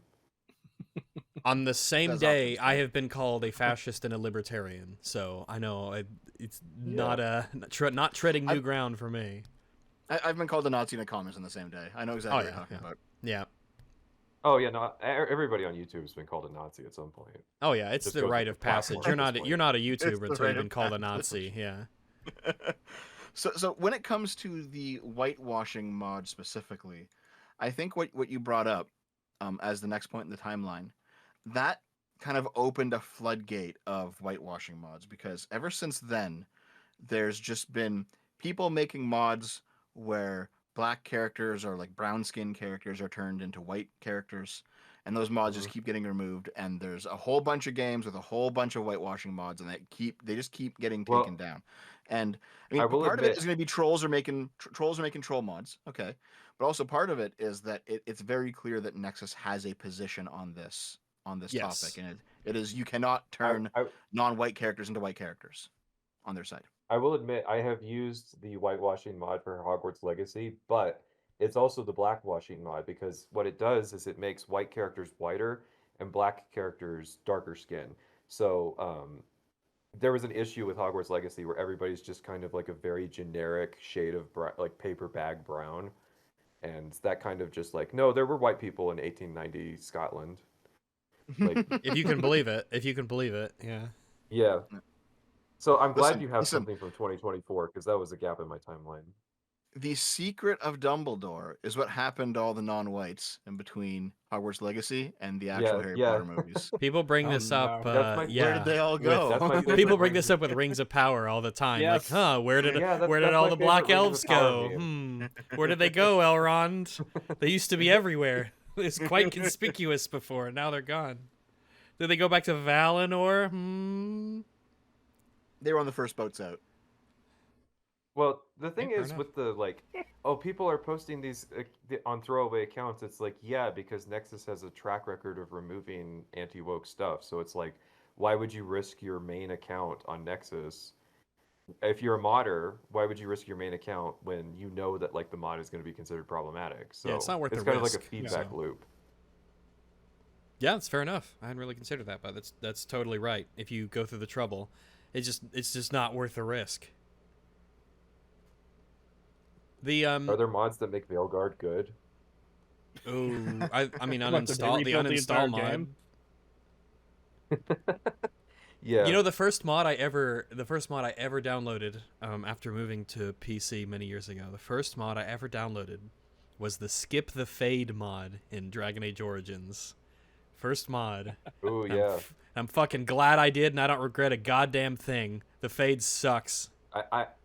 I will fully admit I'm one of the people that got filtered by the fade. It's a slog. I love Dragon Age Origins. Asterisk. That asterisk being the fade. I hate the fade. It is just like a brick wall of pacing, and I hate it. But So I see, just that's skip the fade. That's what's beautiful about modding is that Yeah. it allows you to do these things with games that you love. Like I've been on the record many times. I don't like the openings of most Bethesda games. Well, there's mods that allow me to deal with that, so if I play them on my own time, hey, I can use those. I always tried to remember before I got into the PC, like make sure that you have a save point, like right before the official you're done with the tutorial part. So if you ever want to make another character, Yep. you can just load that save right before it asks you, "Are you sure you want to start playing the game for realsies now?" And it can give you all the options to change everything. Because yeah, you're right. The worst I one's get it. Yeah. Fallout 3. The worst one's Fallout Fallout 3 is 3 because long. Yeah. it used to be the longest until Starfield, and it's also the only one where you make choices before you reach that do you want to change your character prompt. So it's like you kind of have to replay it if you're doing an evil playthrough to make the one evil choice. that's in that intro. It's a hallmark of good game design, you know. Yeah, and that's Todd Howard's favorite Bethesda game intro too. Meanwhile, Cyberpunk is boy. just like, do you want to just skip like the first 3 hours until you can like play the game proper? You've done this Yeah. once, So and so Cyberpunk just put in that I love option. that. Yeah, I love that. Even though like I feel like Cyberpunk justifies it more. I've kind of warmed up to Act 1 with time. I like it. In I terms think of, it's like, good to play. Yeah, What you should not be able to. I mean, unless you want to like mod out freedom. I think that you should play it the first time at least because it is good. It I does think an excellent I job think you at should play it establishing. twice because Yeah. yeah, you should play it twice because there's actually mean, options to make you are- and choices to make. You're Like, true. That is true. It's a substantial part of the beginning of the game, and it's not. That's the thing. It's not bad. You still have a decent amount of leeway to do all sorts of things before the act one sort of Yeah. concludes. And I would like to avoid spoilers because I do recommend people play Cyberpunk. It's taken me ages to Yeah, get through the well, game because I'm actually like doing everything and listening to everything. I have to clarify because I am on the record of disliking Act 1 of Cyberpunk, but I have to say I have warmed up to it. I'm also glad that Phantom Liberty has the intro option. I am too. I think even though I do like it, for what it is, I don't think I would want to play it Yeah. again. I'd rather just like hop into a new character to do a new style and to just go out and do all this stuff. So So, do we have anything else from 2024? Because my next thing's from 2025. ooh. Let me take a quick look. The 2025 one is short. In January of this year, they removed mods that would replace Captain America's head in Marvel Rivals with Donald Trump. Yeah, I've That got was that what one was too. I've got covered that one too. popularly. That was what was covered popularly. What was left out was that there were also Joe Biden mods as well that they were removing. So Is that more of a but CCP thing than it is like a it was just because the election had just happened, people were like, "Hey, I want to play Captain America as like the president." I think Donald Trump was probably made first, and then because like the Joe Biden one looks way worse. It was Joe Biden one was probably made as a response. And what Nexus has claimed is that they didn't want the controversy that came with hosting either of those mods, and so they just took the standard of removing both of them. But Mm-hmm. I feel like that belabors the question. If you were going to end up in hot water for removing the Donald Trump mod anyways, why not just host the mods? If you're gonna Like, like who ban actually both, allow cares? both, Yeah. how many Like, people would actually you're the do only it? one who sees. You're the only one who fucking sees what the Captain America skin is when you have the mod installed anyways, so By banning I it, also it's feel worse like- press than just allowing it. Yeah, and if anything, it probably helps the game out because people say, "Huh, isn't that funny? Maybe I might want to play this game." yeah. Yeah, I feel like the Marvel kind of Rivals thing ended that up just removing the modding. Okay. Oh, really? Fucking I China. believe so. Yeah. Well, they started selling skins, so. Ah, there you go. There we go. But sorry to cut you off, Creetosis. yeah, no problem. I was just saying, I feel like if they just allowed the mod, that like the controversy wouldn't go viral because it would just be a couple people saying, "Oh, this is a dumb mod and I hate it. I don't like this," rather than like I don't see that controversy going anywhere of someone made a mod I don't like, you know? Yeah. Yeah. Especially because very progressive people don't have, the iron grip over the internet they had, say, 5 years ago. Like Yeah, It 5 has years been ago, an you could interesting get shift. Yes. yeah, you can get like a couple dozen big accounts to retweet something, and then it became the discourse for like a month. Doesn't happen anymore. That's over. There Um, does seem to be a much more sort Here's of bottom-up resistance to a much more top-down kind here's of woke side of things. here's some evidence that the Joe Biden mod did exist. Oh, Because no. there might be some people who think that like this wasn't actually a thing because they only heard about the Donald Trump part of the story. Like I brought this up to somebody I knew, and they were like, "Yeah, they removed the Donald Trump mod," and I was like, "Did you even know that there was a Joe Biden mod?" And they didn't know that. So there is some level of truth to the idea that like outrage, kind of anti-woke grifters have kind of focused on one aspect of the story and colored Nexus's enforcement in a certain way that isn't necessarily true. Actually, so I think I can actually dovetail off that pretty well, because if we do want to go back to 2024, I found my one data point from 2024. Yeah, do it. I'll just post this. It's been deleted because this was debunked. But what happened was there was a mod for the PC version of God of War that removed the requirement to sign into your PSN account. Oh, play it on yeah, Steam. this popped up with like Helldivers as well. People were very upset about being forced to make like Sony accounts. And yeah, they ended up reversing it for Helldivers at least, but well, because God of War is a single player game, it's not really necessary the way it might be for something like Helldivers, or they could make it necessary. It but wasn't it's just necessary, not necessary. but Sony it just wasn't, wanted they just wanted to inflate their numbers so that they looked better as a company. Yeah. No, I agree with you, but if they wanted to make it necessary, it's more possible to do with an online game than an offline game. So removing the requirement to log into your PSN account when you're playing God of War does not break God of War whatsoever, because it's not an online game. So there was a mod on Nexus Mods that removed the requirement to log in to your PSN account, and then Nexus Mods removed it. And everyone on the anti-woke side of these conversations was saying, well, we've now seen all of these other data points of Nexus Mods doing all of these things that we don't like. This is clearly in line with that, surely. It turns out it wasn't. It was actually that in fact, I think this archive link has the community note. It has the community note. Yeah, where basically the author of the mod himself deleted his own mod because Sony was sending him threatening emails and being like, "Listen, you can't do this. Take this shit down." Okay. So it wasn't even Nexus Mods, but for a little while, this was like everyone saying Nexus Mods is at it again, and they were just at this point they were just assuming that. Yeah. So we're reaching an interesting crescendo with the Nexus Mods coverage, because at this point they've earned the reputation that it's always for some woke DEI reason, and then we're actually discovering they have earned that reputation. That is true. Yeah, they're starting to kind of shift culturally, because when we reach the present of the topic of the Oblivion remaster,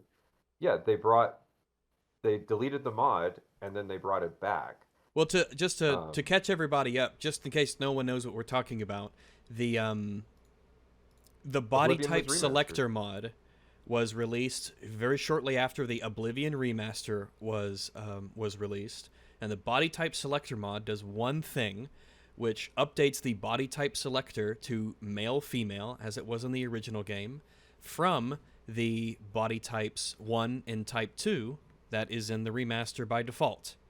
That is all that the mod does. I'm still unclear which one's body type 1 and which one's body type 2. Well, body type 1's the first one. I'm pretty sure it's female. See, I was taught as a kid that, like, if you've got two people that have the same name, let's say we have Tom and Tom, you don't nickname them Tom 1 and Tom 2, because that implies that Tom 1 is better than Tom 2. It's the same thing with gender. You don't say body type 1 and body type 2. It seems a little problematic. I think in the and I haven't played this, I'm just going by screenshots, but I think that body type 1 is female, body type 2 is male, because in the changed version, the female one is listed first and male is listed second. Because that's one of those little, I don't know if we can call it a dog whistle at this point, but it's one of those little lefty nudges where you say, like, women and men instead of men and women, and you put the female before the male, that kind of thing. It's like, if you're doing that, you are specifically going against what is kind of the accepted linguistic norm, and like, we know what you're doing. Let's not kid ourselves. But you're on a moving train, Rags. And you know what? It feels fucking great to be the anchor dragging progress, kicking and screaming. So real quick, because I know that this is the main topic of today, but there are a few other Nexus Mods events. We're water. We're a river. We make our own path. We flow like the wind. We flow. Okay, so to kind of bring us back around to the start, I know that this was something that happened recently. So you have Spider-Man 2's out on PC, and there's a mod that updates a bunch of flags to be the progress pride flag. Oh, the not just ugly pride ass flag. one. Yeah. Yeah, with the chevrons. Yeah, yeah, yeah. Oh, that's an ugly the flag. troll one, the one that 4chan tricked people into adopting. I don't know if that story's true, but I believe it. They convince people that the OK sign meant white power, so it's within the realm of reality. To me, that flag represents what's kind of wrong with modern, honestly, the woke people is like the kind of obsession with intersectionality and intersectional politics, and that's kind of what I think has been dragging them down and making them kind of lose this culture war, is this focus on kind of intersectional politics. Sorry to get a little too political there. Well, that's fine. I think it's an ugly flag. I think they're the obsession with trying to include everybody. The rainbow was just it's rainbow. It's all the colors. It's everybody. Well, no, that's it's just, everybody, and it represented one issue, which was gay rights. Yep. I guess it wasn't inclusive enough, so yeah. But basically, the event that kicked off the conversation 3 years ago was Spider-Man 1 and the pride flag, and now here we are with Spider-Man 2, and the same thing's happening in reverse, and of course it's accepted. I will note that like every single time one of these takes off, there seems to be a new website that bills themselves as the alternate mod site for gamers. You can post all your based mods. In fact, I think one of them was even called based mods, right? But right. maybe in the past month or so, you have a site called Ayaka Lounge that has cropped up, and it's like one of a dozen Nexus Mods alternatives where the entire appeal of it is we're not going to censor you. It's okay, fair enough. But usually when you go on these sites, it's like it's porn stuff, which is fine. Yeah, thanks for the nudity. I'll make sure to edit this later. Oh, so oh my god! I didn't even notice there was nudity on it. No, it's okay. It was never gonna show. I'm just gonna crop off our icons talking. It's fine. You're all good.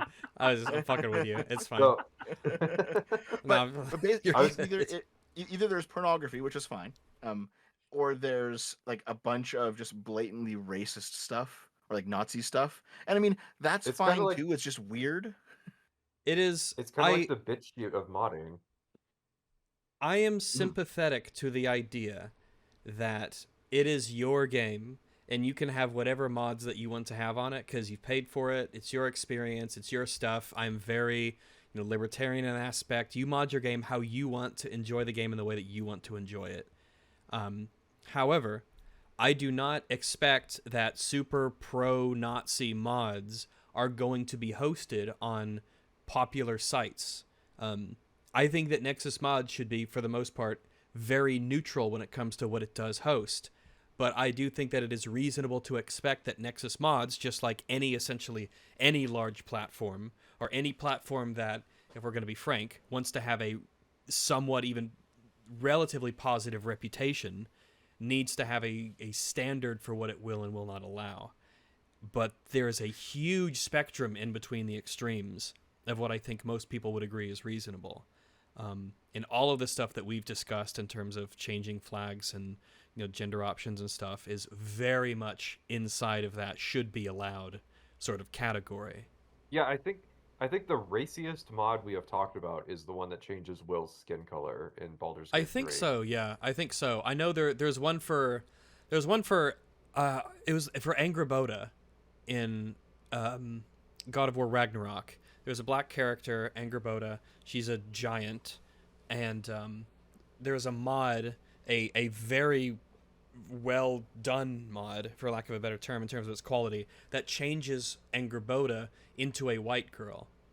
And it's like, that's one of those mods that I look at and I'm like, man, like it really bugs you, I guess. Like, it's interesting that you feel the need to do all of this to change. Like, okay, I'm not going to stop you. But like that's one of those like eyebrow raise. Yeah, like if like you can do this. You have the freedom to do this. I'm not going to stop you. You shouldn't be punished for it. But every time I see you, I'm going to raise a brow and I'm going to look at you a little weird. No, but I know exactly that's just like right? the people who take the white people and turn them all black. It's like, no, you have the freedom to do that if you want to. I'm just going to look at you really weird. Yep. Yeah, I know exactly what you mean.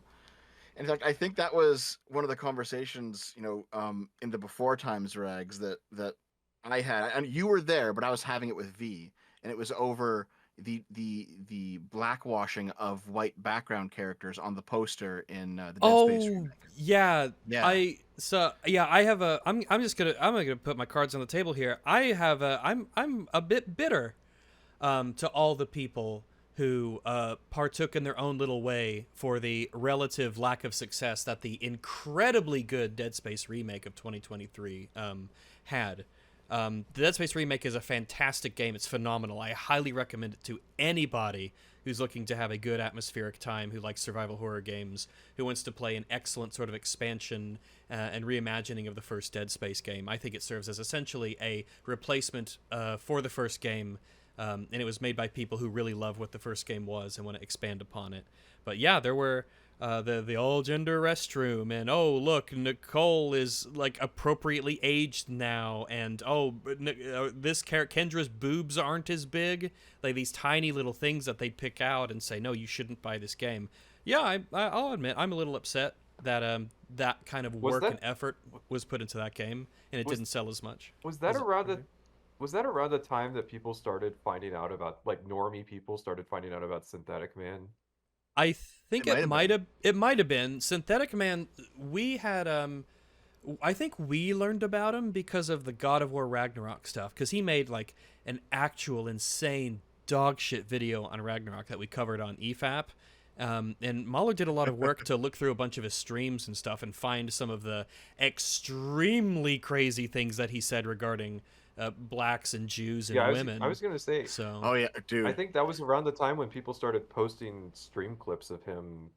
Sharing some of his opinions. Yeah, that's what gained him a lot of infamy. Yeah, I'm surprised that he hasn't been banned yet. I'm legitimately surprised that he hasn't been caught up. Yeah, he leaked all the streams. That's why. Rope dancers.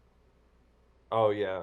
Still, people got caught for life constantly. It must just be like he's below that threshold where, like, if he had 100,000 more subs, people would probably pay enough attention to, like, maybe he's decently sized for, I guess, what he does. The problem is he's terrible at what he does, and he seems to be a legitimately very hateful person. He's the actual thing that most people get stereotyped as or called. He's the actual thing. Yeah. He is the real one. Yes. Yeah. I first heard about him because he mentioned it offhandedly. This was maybe a year and a half ago, that he watches some of my videos. He likes some of my videos, but that I'm still I'm still too liberal, and I just need a few more pushes to get me into like the based camp. And I'm just like, go away, man, please. I was shocked to push me in any direction. It was such fucking. We called them weirdos when, like, trans people would say shit like that. Like, if we the egg hatchers. Oh my god, yes. Yeah. Oh, when those people did that, that was weird too. So, like, yeah, people aren't cattle that you just, like, prod a little bit to get them to agree with you. They do have, like, nuanced takes that they came to their own conclusions about. Well, I like to view like my audience and the people that I talk to and the people that I'm around, not to be like pawns to be moved on a chessboard. But I think that if people adopted more of my views, that their lives would be not to be like super. I'm not trying to be prideful or anything, but most people generally should take this take. But I think that my way of thinking is better than other people's, because if I didn't think that, then I wouldn't think what I did. I'd think other things. Yeah. I try to. It's okay. You're in a circle of narcissists. Fair enough. But I actually, I think if more people thought the way that I did, I think that just the world would be a bit better. So that's why I spread it. I'm not trying to get to a particular end specifically. I want a better world to sort of emerge as a result of the things that I think, not that like I have this idea of a utopia that I'm trying to guide people into. There's a difference between I have ideas and I think they're good ideas and I think they will help people. And so if we talk, you're trying to convince me and I'm trying to convince you, but we are trying to find out what the good is, right? Yeah.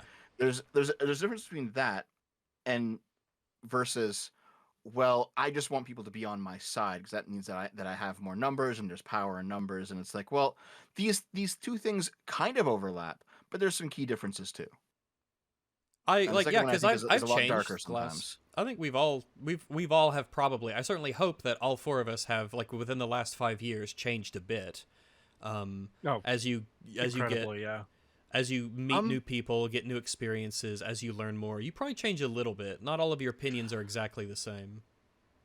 Yeah, I think my core morals are the same, but I as I think mine gain are more too, yeah. knowledge, yeah, I've noticed that my core morals haven't shifted that much in the past decade. But It's as I've mostly gained how more you knowledge, are executing those morals, really. I Yeah, think is yeah, probably the big thing. yeah. Like the core hasn't changed, but I think that the way to reach or to express those morals in the world has changed. When I was growing up, I was like very hardcore conservative, super Catholic, that kind of thing, and then I've mellowed out a lot over the years, and I think I'm better now for it. Yeah, a lot of it is like if if you learn like more about economics or something, or about political theory, or about like anything that's like anything that involves actually some type of governance of some type of structure in real life, you realize, oh, a lot of the problems I had with it might have been because of lack of knowledge, not because not because I had like wrong morals or something. And you're like, oh, Yeah, I think so. my morals are better served by doing this instead of that, because now I know more about it. It's that sort of thing. I think that this So- popped up in a video. Hopefully, I don't put too much of a crazy timestamp on this conversation we're having. But the other day, I released a video on my channel where I brought up the Steam woke content detector list, which is unhinged and crazy, but kind of funny. Yeah. Take a look at it. You It's mean the wild. Brutus? Which DEI one? No. detector? Which one? There's No, two of them. this- oh this- yeah, the no, crazy one. This is the woke the one that woke has, like- content detector. This isn't the Sweet Baby Ink one. This is Okay, the woke The one content that says- detector. This is the one that says that like Morrowind and New Vegas are woke. Yeah. Oh, okay, I think I know what you mean. yeah, Yeah, that- because like I've spoken to Caprudus. He's a nice guy. His list seems is, alright. is fine in my opinion. But I like, think so yeah, too. the second one is like, oh, is there a black person? Is Well, there a it's black not. person? Oh Is there my a gay God. person? Yeah, the So- it's kind of like Cyberpunk, for instance. We every talked time- about that. It's woke. It's every- do not play that Yeah. game.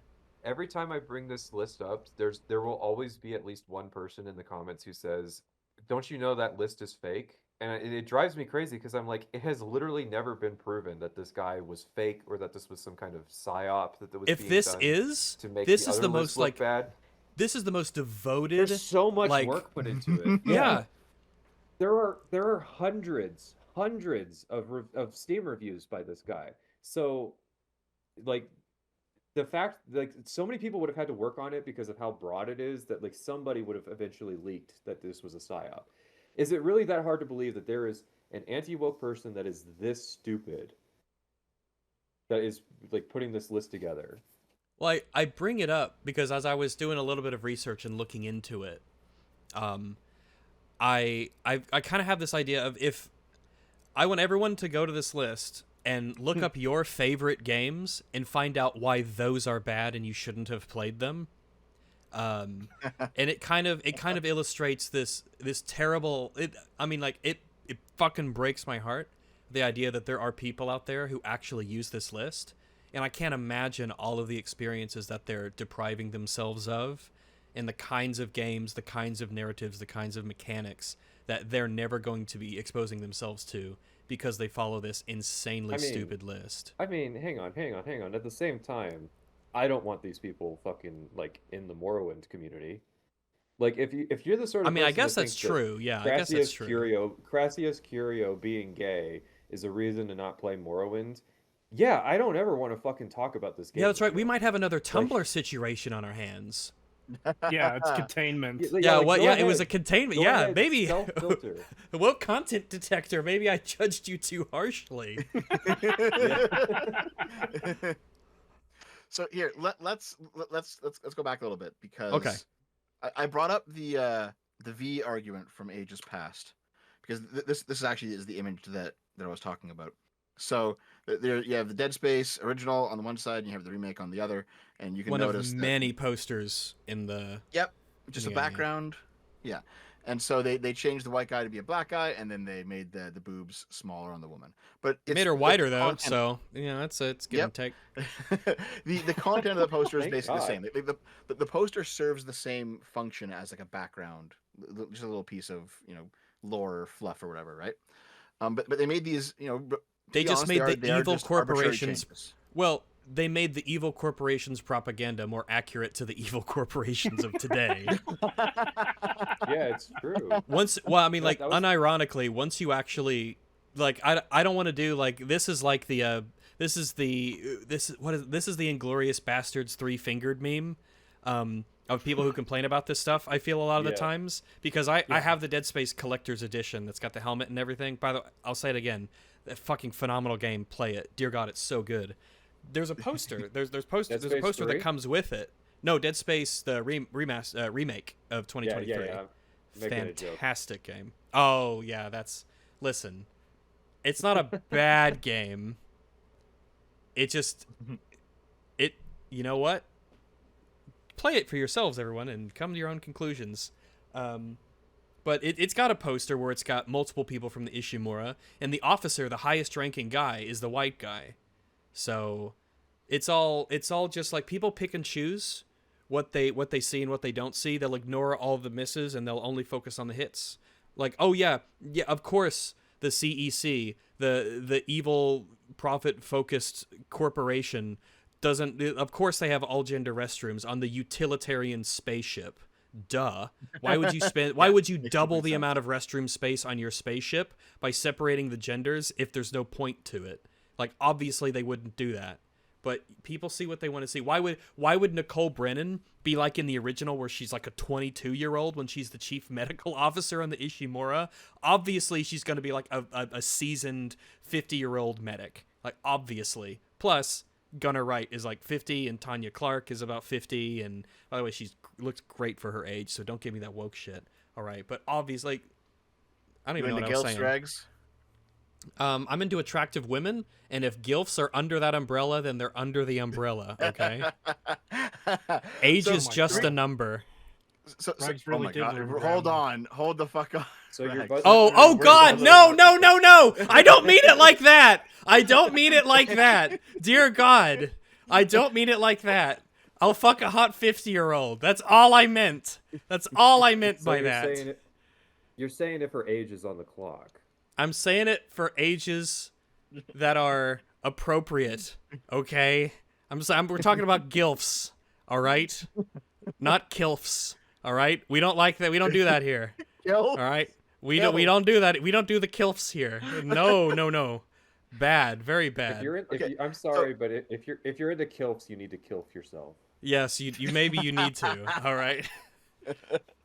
You better not cut out. All any I'm of it, saying is that Tanya Clark is an attractive woman. All right, the actress for Nicole Brennan in the remake.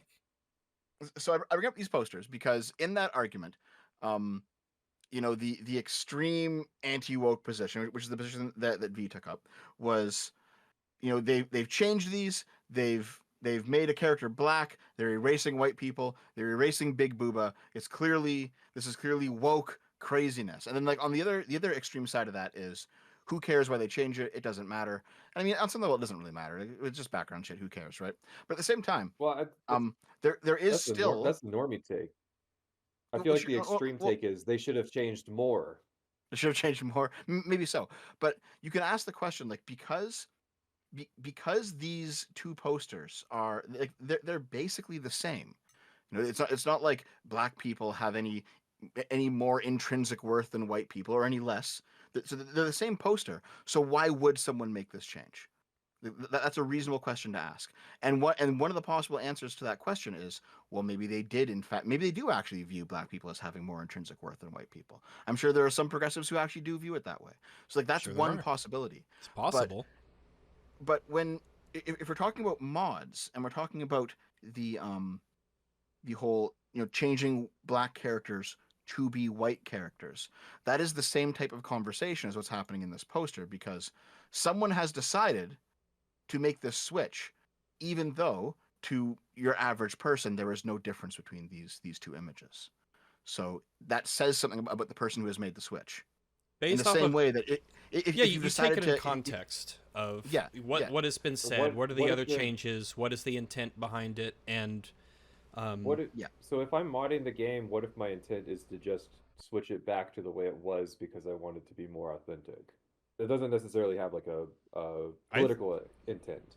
Well, Yeah, I don't think so. I think you just want to be more authentic. Yeah. Yeah, I think that's a totally like reasonable position to take. And if you are switching things back to the way they used to be in a time where like this, I think we can be pretty frank about it. A lot of the changes that people don't like, they are only in there because of meta political stuff made by the developers. The body type 1, body type Yes. 2 is almost exclusively going to be, bizarrely enough, removing gender from the game. It's strange, but okay. But like that's not made typically as. There are games that might use that in sort of like a thematic kind of, like in Helldivers.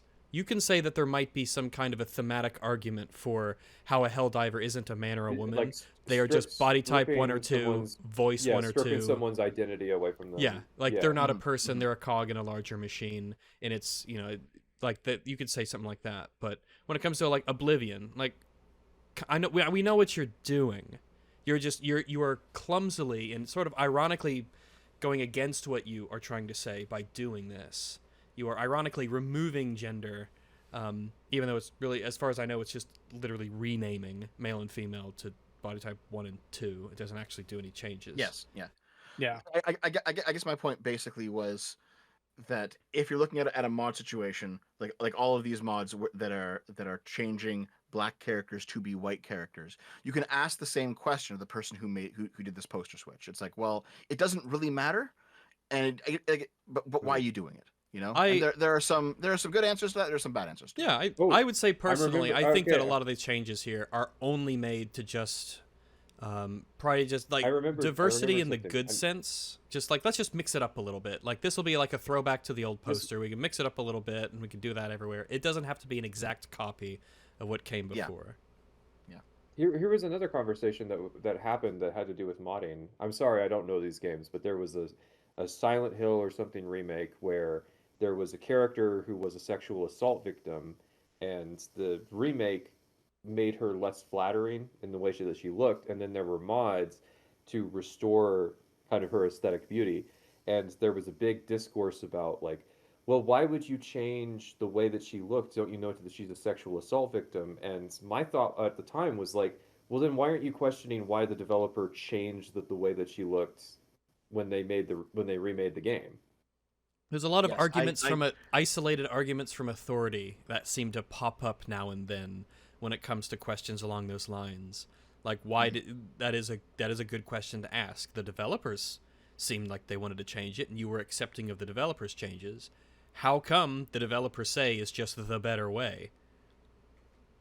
Yes. So I know exactly what you're talking about. This is the remake of Silent Hill 2, and I played the original Silent Hill 2 back in the day, and I only played some of the remakes. It wasn't a great remake in my opinion, but basically, in the original game, the point of Silent Hill 2 was that she was a sexual assault victim, but part of that was that she was extremely attractive. And it was almost kind of unsettling when you played Silent Hill 2 back, like the original Silent Hill 2, because she was very attractive. She was very sexualized, even in instances where she probably should not have been. And that was the point. The point was to make you feel uncomfortable as you engage with this character. And to make her not sexually attractive in the remake kind of undermines the entire thing they were going for. Which is There why was- this there was a very such a gross- big deal. There was a very gross argument that I remember reading, which was like there were people who were pro making her ugly because they were of the position that, well, she's a rape victim, and rape victims, when they get raped, they don't take care of themselves as much and they become ugly. And I'm like, so Holy is shit. is the Wow. position that you're taking that attractive people can't have been victims themselves? Like, you realize how absolutely monstrous what you're defending here, like by taking There's- that position. Like, There are Yeah. a lot of these implications that they don't intend, but are sort of implied by a lot of these changes. I think yes. speaking about the Oblivion, mod that sort of kicked off a lot of this discussion, by removing male and female, if the aim is to be inclusive, what you've oddly enough done is you've made the game like in much less inclusive by removing male and female. which will apply to 99.9% of human civilization, right? We've gotten rid of that, those two options covering that much, and replaced it with body type 1 and body type 2, which definitely does not cover 99.9% of human civilization. So in these bizarre attempts to try and be more inclusive, they have gone the other way by a wide margin. What I will say is, just real quick. okay, go ahead. Yeah, I dug this up. If you want, I don't know how much editing you're doing to this, right? If you want to cut this back into the previous conversation. Virtually none, but Okay, well, I guess we're just jumping around then. But basically, this is the character that was sexually assaulted in Silent Hill, in Silent Hill 2, and like obviously the graphics of it have improved. So we're talking PS2 versus PS5, and you know there's differences in graphical fidelity here. But they changed parts of the outfit because she was meant to look sluttier than she did in the remake originally, because of a lot of the associated trauma and the fact that she was a very attractive person who was put into, you know, kind of grotesque situations that are nonetheless still somewhat titillating, because that's the whole point of what they're doing with the character, is they're sexualizing her even though she is a victim in order to get something across to the viewer. And that was deemed as problematic in 2024 whenever the remake was made. So a lot of that was kind of stripped out of the game, and the game loses a lot of what made it Silent Hill 2. At least in my opinion.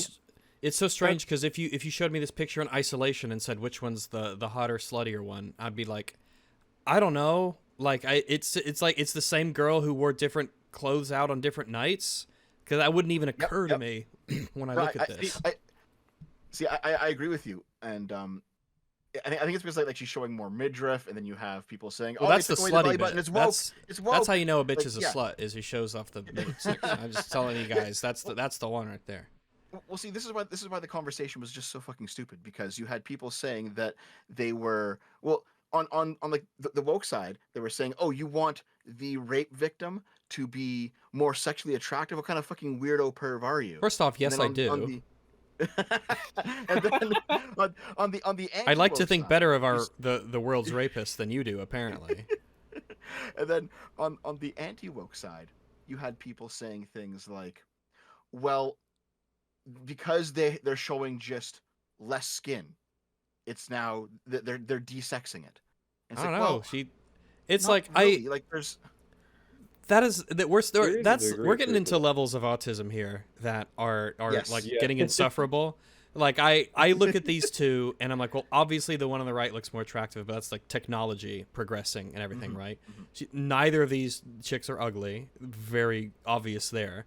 But yeah, I just like, oh, like these are both very attractive women, and I don't want to put developers into a kind of attitude that they cannot possibly fathom the idea of not showing a micro-inch less of skin to give her a slightly different outfit, for fear that there is going to be this strange backlash on some sort of political thing.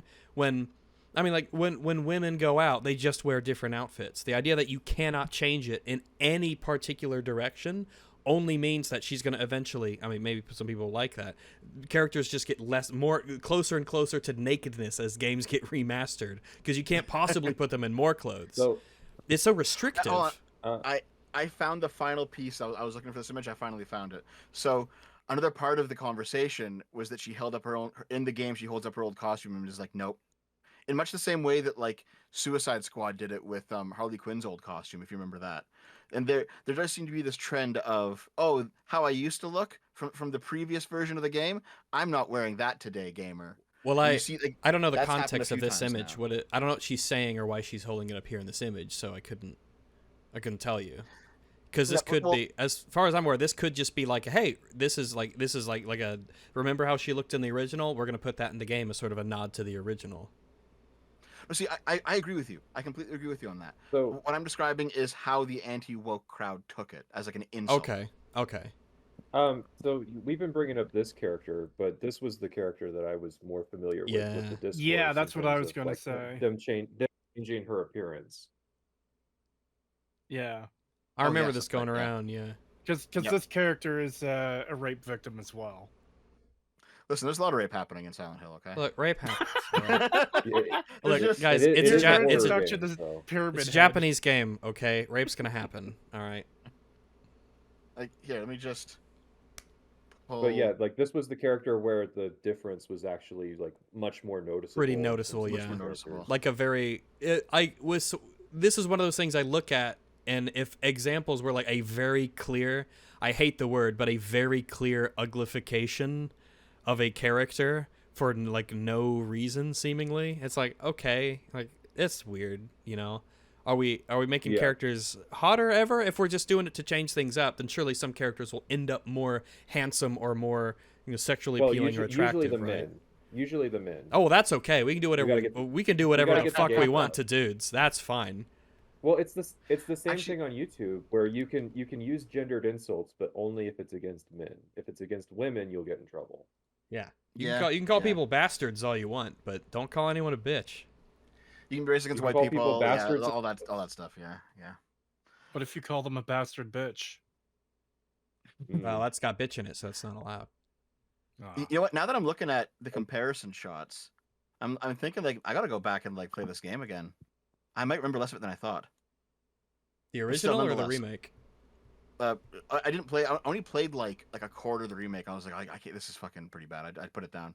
Good. But the original I haven't played since school. And was this? Because yeah, I mean, fair enough. I never was was never yeah, into Silent Hill, so I don't know anything Yeah, about it. 2001 to 2024 or the two. Big jump, big jump. But yeah, basically, the brunette character, people complain because she was made uglier. I don't know if those two faces constitute uglier in that comparison shot. And then I people think- complained about the blonde character because they changed her outfit to be less revealing. And I could be wrong. My memory tells me they both suffered some sort of sexual trauma in the game. I don't Um, remember if the blonde one did. I know she's like a representation of what James like kind of wishes his wife was, because she Mhm. looks very similar to his wife. The one with brown hair was absolutely sexual abuse. I also remember there being complaints about the girl with the brown. I forget their names. I'm terrible with names.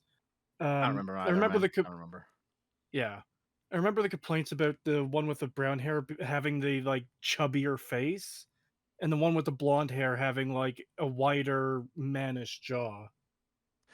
Yeah, there's a lot of man jaw stuff that you see floating around. Well, People are like, nowadays how come they're giving characters man jaws? And it's like, well, sometimes they are, but sometimes they're not. yeah, it's this like Star Wars Outlaws is the example that comes to mind for me a lot, because it's so noticeable how there are just no attractive women in that game. Every woman is like this androgynous copy paste body type facial structure, and it is when you can't not notice it, and it's a very deliberate thing to do. And when you notice stuff like that, and then you're like, oh, the reason they did this, okay, all right, okay. Yep. Meanwhile, if you want your character to run around in Monster Hunter Wilds as a dick girl with a giant erect cock, you can do that. Hell That's yeah. available on Nexus Mods. Hell yeah. Yeah. If you're into that sort of thing, that's Well, what I mean. That's included. oh my goodness. Listen, I mean that's what ruins Fuda is proportions. So there you go. Mm. If you're into it, you're into it. So It's your game.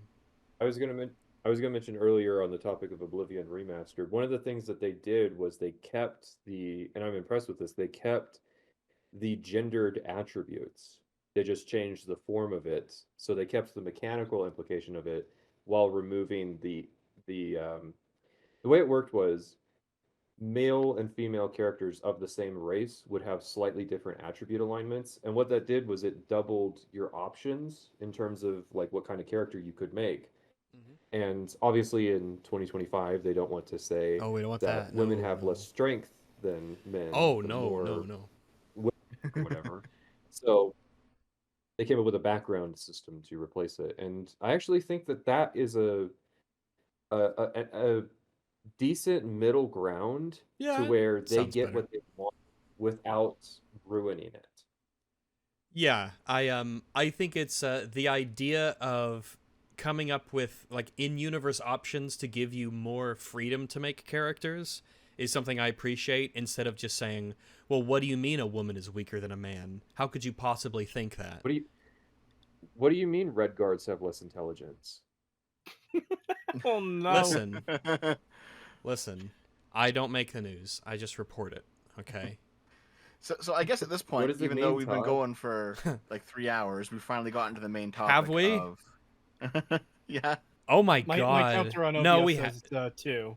Okay, there we go. 2.5. I've been most. recording for 2 hours 20 minutes. Okay. I'm recording as well on my end. So. If we- you didn't For a want a while. long podcast, don't invite me. So yeah, I guess the main topic then is the body type 1-2 being removed from Nexus Mods, but then apparently put back. It was put back. Yes, It was it's restored. currently So Yes. it's currently live So on Nexus Mods, it and wa- you can download it, as many have. the original ban reason was it was posting an intentionally antagonistic mod with intention to evade the rules. That was the reason for the ban, but it was restored despite the user being inflammatory. And that's kind of the crescendo of Nexus Mods themselves seems to be shifting back towards what's kind of a middle Neutrality? ground where they're We- allowing this mod that directly goes against the inclusivity, the woke concept of It is very inclusivity. much a pro. It has pro anti-woke and it like in isolation. It is a mod to preserve the integrity of the original and to but it is definitely an anti-woke mod in that sort of sense. Yes. To me, it's like, yes, I find it annoying, but I honestly I wouldn't go out of my way to get this mod because If I booted up the it game is and could such, click like, a button, minor thing. I would, but I wouldn't go out of my way to download the mod. But if I'm downloading other mods, I might as well chuck this one in there. It's like that kind of thing. Yeah. It's not like a. It's like this Yeah. is one of those eye rolls for me where I see it in the game and I'm like, and What's interesting depending is on how there's a people second take mod. Yeah. So there's a second mod, and this one was made by a trans user, and the mod switches the terminology to masculine and feminine. So it preserves the same kind of concept. It just uses more recognizable language. That's right, because women which can I- have more masculine bodies and men can have more feminine bodies. So, like, surely this is a decent middle ground for people. If you want to, it's like in Helldivers. Yeah. If I want to give myself a bigger body but be a chick, there's like, well, I guess I'm a big Yeah. chick, or I could be a slim dude. I'm Whichever sorry. one you want, just do it. But body type 2 just feels dehumanizing. It feels like calling women It does. birthing people. Yeah, Yeah. it's birthing just persons. Yeah. There is a point where it's like it does like it's a sort of like a commodification of like human like traits, human aspects, human attributes. You're not making a person, you're making a product, you're making a collection of pixels, you're making a bunch of numbers Yeah. on legs. Male and female does have a sort of certainly more human biological element to them. That certainly male and female we assign to animals, but body type 1 and 2 it's almost like it's something you'd say about like a cybernetic It's very- implant. Like, do you Yeah, want it's body very type 1 or body transhumanist. type 2 for your extraskeletal system that will transplant your brain into? Yeah. Would you like masculine features type AB6 or AB7? And it's like, Well, and this is where we get into the topic. It's a shame he couldn't come, but fucking pronouns. in yeah, I games, will. because- I invited. I don't think he uses Discord a lot. That's the thing. I don't think he's a big Discord user. Yeah. But I I did didn't see reach it. out. I invited him to the. I'm sorry. group, I did kind of want to meet him to ask him about that. To ask him how it feels to be like one of the most memorable aspects of Starfield. I'll Is tell us him- having given that rant. Next time I'm on a podcast or something with him, I'll tell him. But I said, when I was getting pictures of your face for the thumbnail of my video, it was shocking how many of them were the pronoun rant instead of just pictures of you. In fact, one of them I had to Yeah. get for myself. I went to a video and I paused it so that I could, clip it and use it for the thumbnail. But it has popped up a few times. I guess disclosure, Az and I are on pretty good terms. I like him. He likes me. He's been on the podcast. We've been on each other's Yeah. stuff. But I think my criticism has only been that it is a little bit cringe, but I think he is completely and totally correct. And I think that as time goes on, he's become more and more vindicated. for his Absolutely. his correct Yeah. opinion. I agree with him, Well, and I it- think he did nothing wrong. It's interesting because Bethesda was the origin of that rant too, so it kind of comes full circle. Um, Yep. which is I guess it interesting does, because yeah. Starfield's implementation was fairly inoffensive.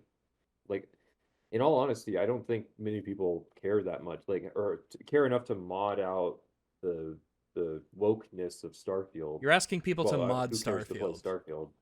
Yeah, sorry.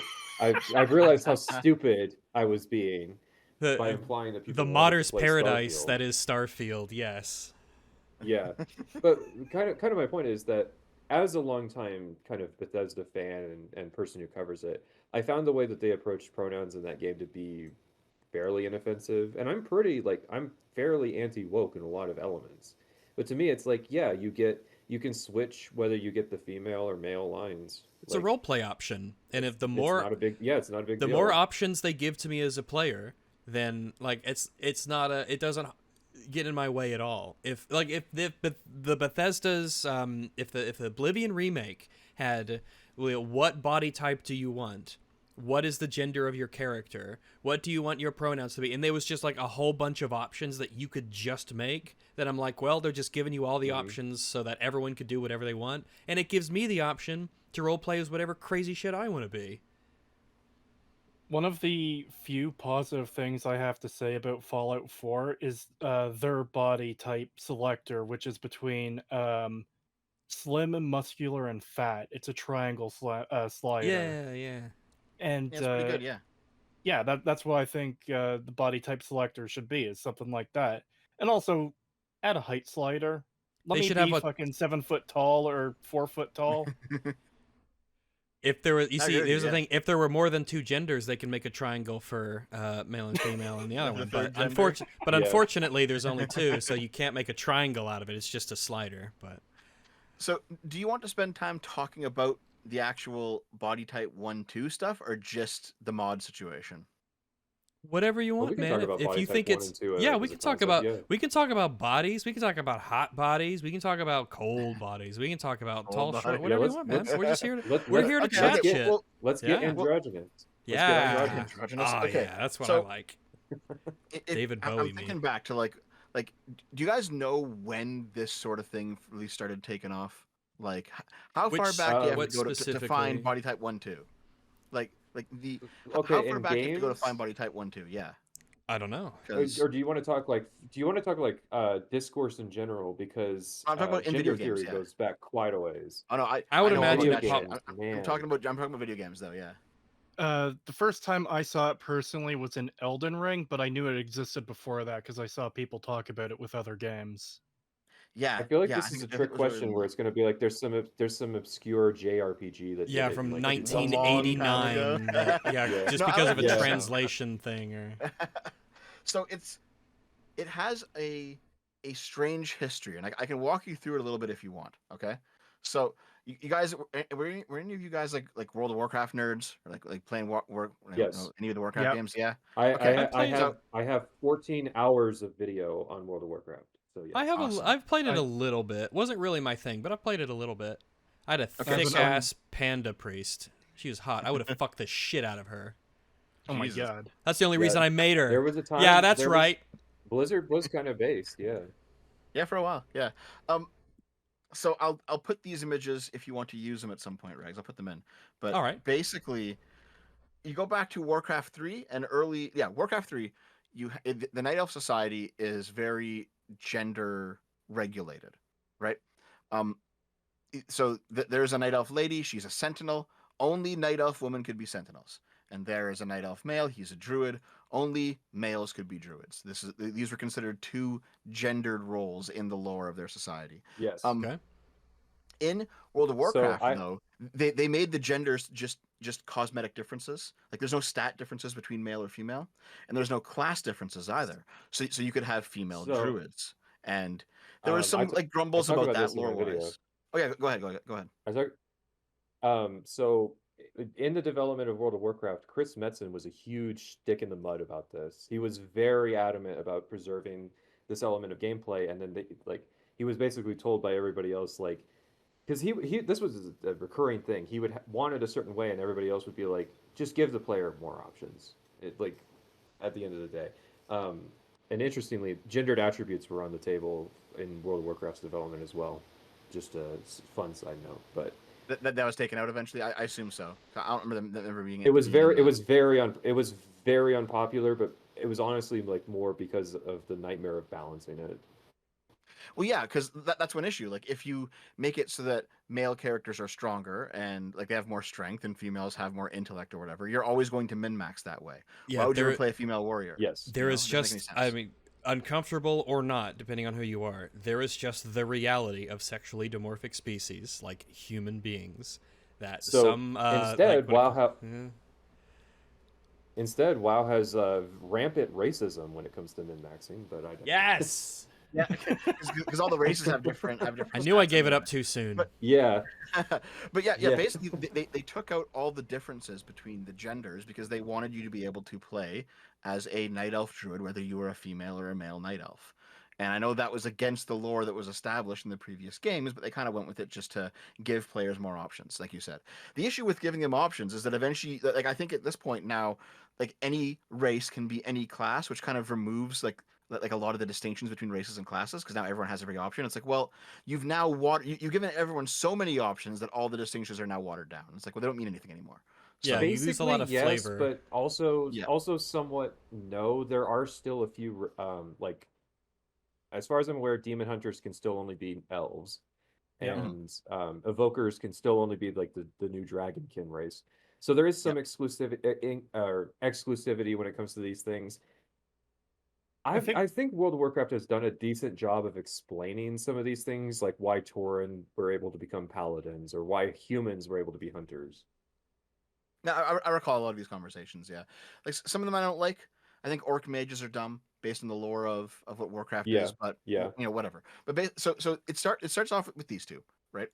And so you kind of move into a situation where for gameplay reasons we are going to remove the distinctions between the two genders in this society, but that's more of a social thing, right? For a long time, you guys remember the old female troll controversy? The old female No. Which troll. one? No, I Okay, don't. so that's a male troll, right? The playable race, the trolls. Okay. And for a while, you would have female trolls that look a lot like them, and then they were made to be more attractive because people wanted more So- attractive female characters. So like on the left, For- that's for the original female clarity. troll, and then as they become like more human-esque as Yeah, I mean, as you go For through the evolutions clarity, of the game. For clarity, this was only in the beta of the game. The Mhm, release version was fairly humanoid. But the argument was yeah, I always worry that, about. okay, I hope I hope that in Guild Wars 3 the Char are still like appropriately bestial, or else I will be upset. I don't want reskinned humans again. well, yeah, because there's like two Oh, there's two conversations here. Like one, do you want hot characters? Most people say yes. But two, do you Mhm. want the situation where the female of the species looks nothing like the male because they're hot?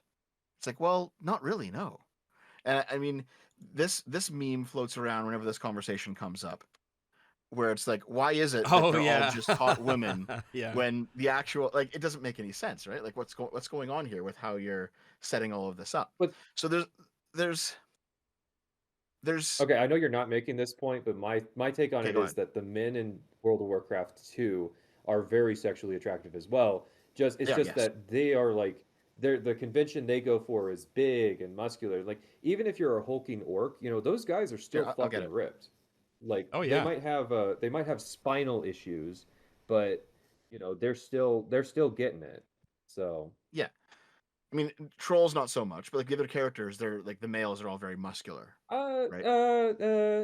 listen, there are people that are into that like skinny skater type kind of guy.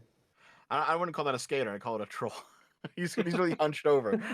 But I know what you mean, though. I know what you mean, right? Like Yeah. there's a lot of sexual dimorphism between these various characters, and sometimes it pushes on the edges of believability. Like, would they be this different?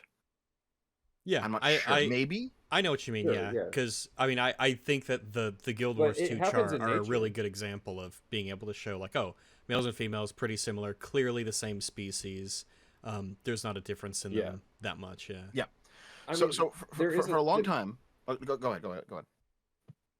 Yeah, like in humans, we don't have a ton of sexual dimorphism, but like the concept does describe there are animals that are wildly Very different between the different. two genders. Yes. So like it's not actually impossible, especially if we're talking about like the more bestial races in Oh the yeah. game. You could see, like, you could believe there are. I mean, example would be what was the chick in the Mandalorian who got fired? God, what was her name? Just Gina, like, Gina Carano. Gina Carano, yeah, like you could believe that she'd beat the shit out of me, right? It's not that hard to just present or hire Please? a big Please? strong Question mark? yeah, please, you know where to find me.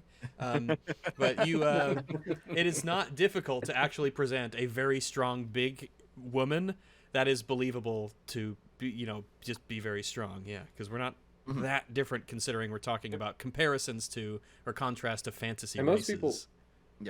Most people don't care because in the terms of the gameplay, like these are it's like, oh yeah, my 4 pixels of character that I can see amongst the clusterfuck of like the Shoulder raid pads, or yeah, PvP yeah. or whatever's going on. Yeah, like I could barely see my characters, so I'm not really gonna like too bothered that Yes. there's sexual dimorphism.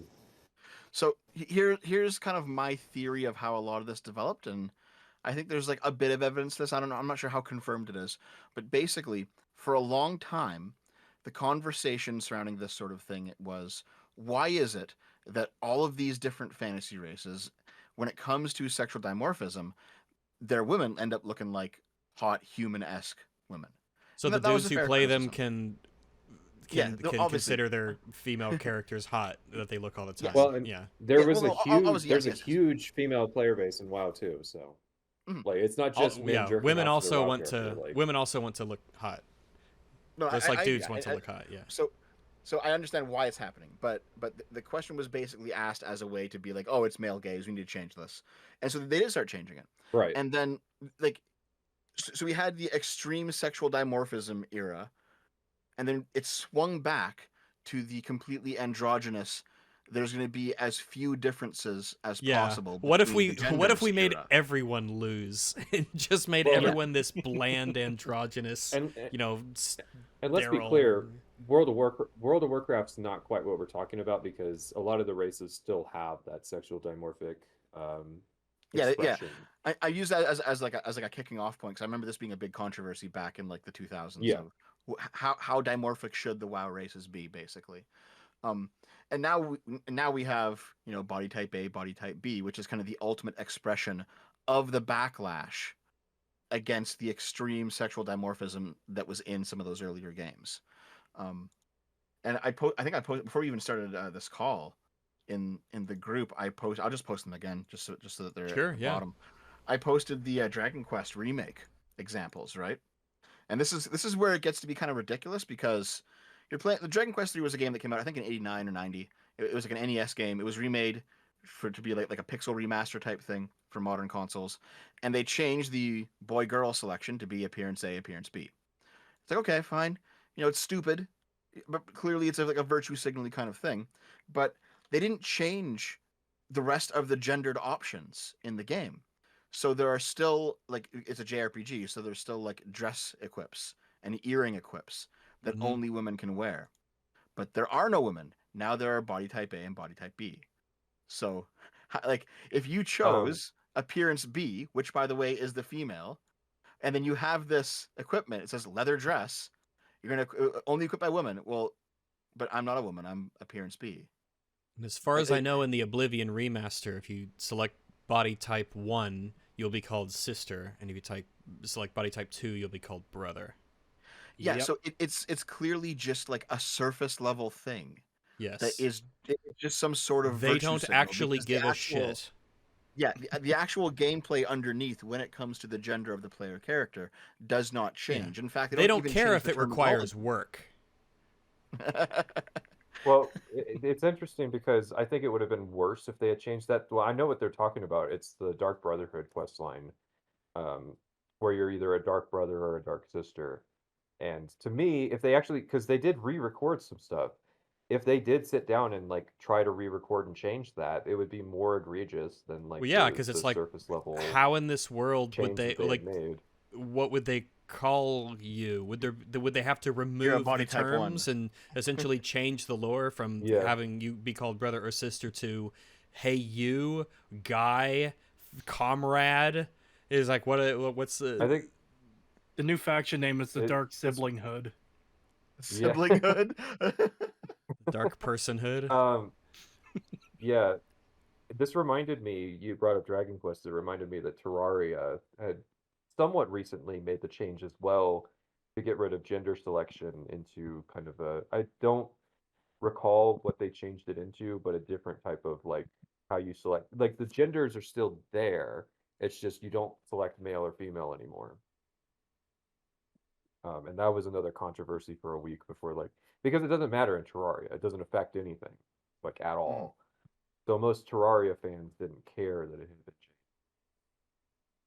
And I mean, then you have like, you have some games that do it in like a more cheeky way, where it's like your character has to walk into a bathroom and you choose like the male bathroom or the female bathroom, and then as soon as you choose it, then you see your character. Oh, they're male or female. Like there are games that kind of like weave it into the story a little bit, but none of that would work if you're doing body type 1, 2. Like that's all just kind of out the out the window now. I'm gonna pull this up. It's a synthetic man thing, but Oh boy. go on while I look for it. Yeah, I think it's just kind of, I mean, this is the kind of actual like depersoning of the characters in the game that I find really annoying. And sort of, it's too meta. It's too, whenever I see this stuff in a game, I'm kind of, it's like it's the Az rant essentially. Az was correct. No one can say that he's wrong because it is subjective. But where he's coming from is a legitimate position that a lot of people feel, and he's just, because of the, you know, the kind of sphere that he's in, he sees this happen more than most. But when I am sitting down to enjoy your fantasy world, your science fiction world, when I'm ready to immerse myself in this universe that you've created, and you hit me like right off the bat with like a body type 1 or 2 instead of a man or woman or anything like that, I go instantly, well, now I'm not thinking about this immersive world you're trying to create. I'm not thinking about this, you know, being in a video game. I'm thinking, oh, developers put in this option because of a modern day cultural context and political reason that is trying to get points with some other group and whatnot. And I'm like, oh, well, I hate that. That sucks. And I think he was totally right. I totally understand it. Here, just watch that little clip, 12 seconds long. All right. Yeah, let me... How will this pop up? Oh, it's right there.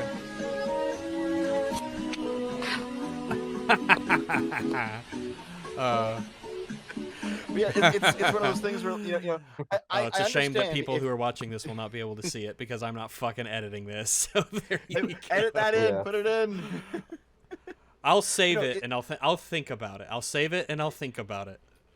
It's one of those things where, you know, I can actually appreciate if you're someone who is very androgynous or very gender bendy and you want, you know, a more androgynously a third option. I'm actually okay with that. That's fine, you know.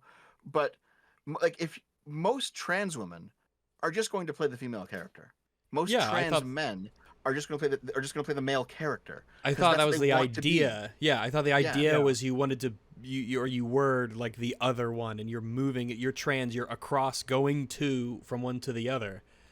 Like you're in between the two on a journey, or you are considering yourself one or the other.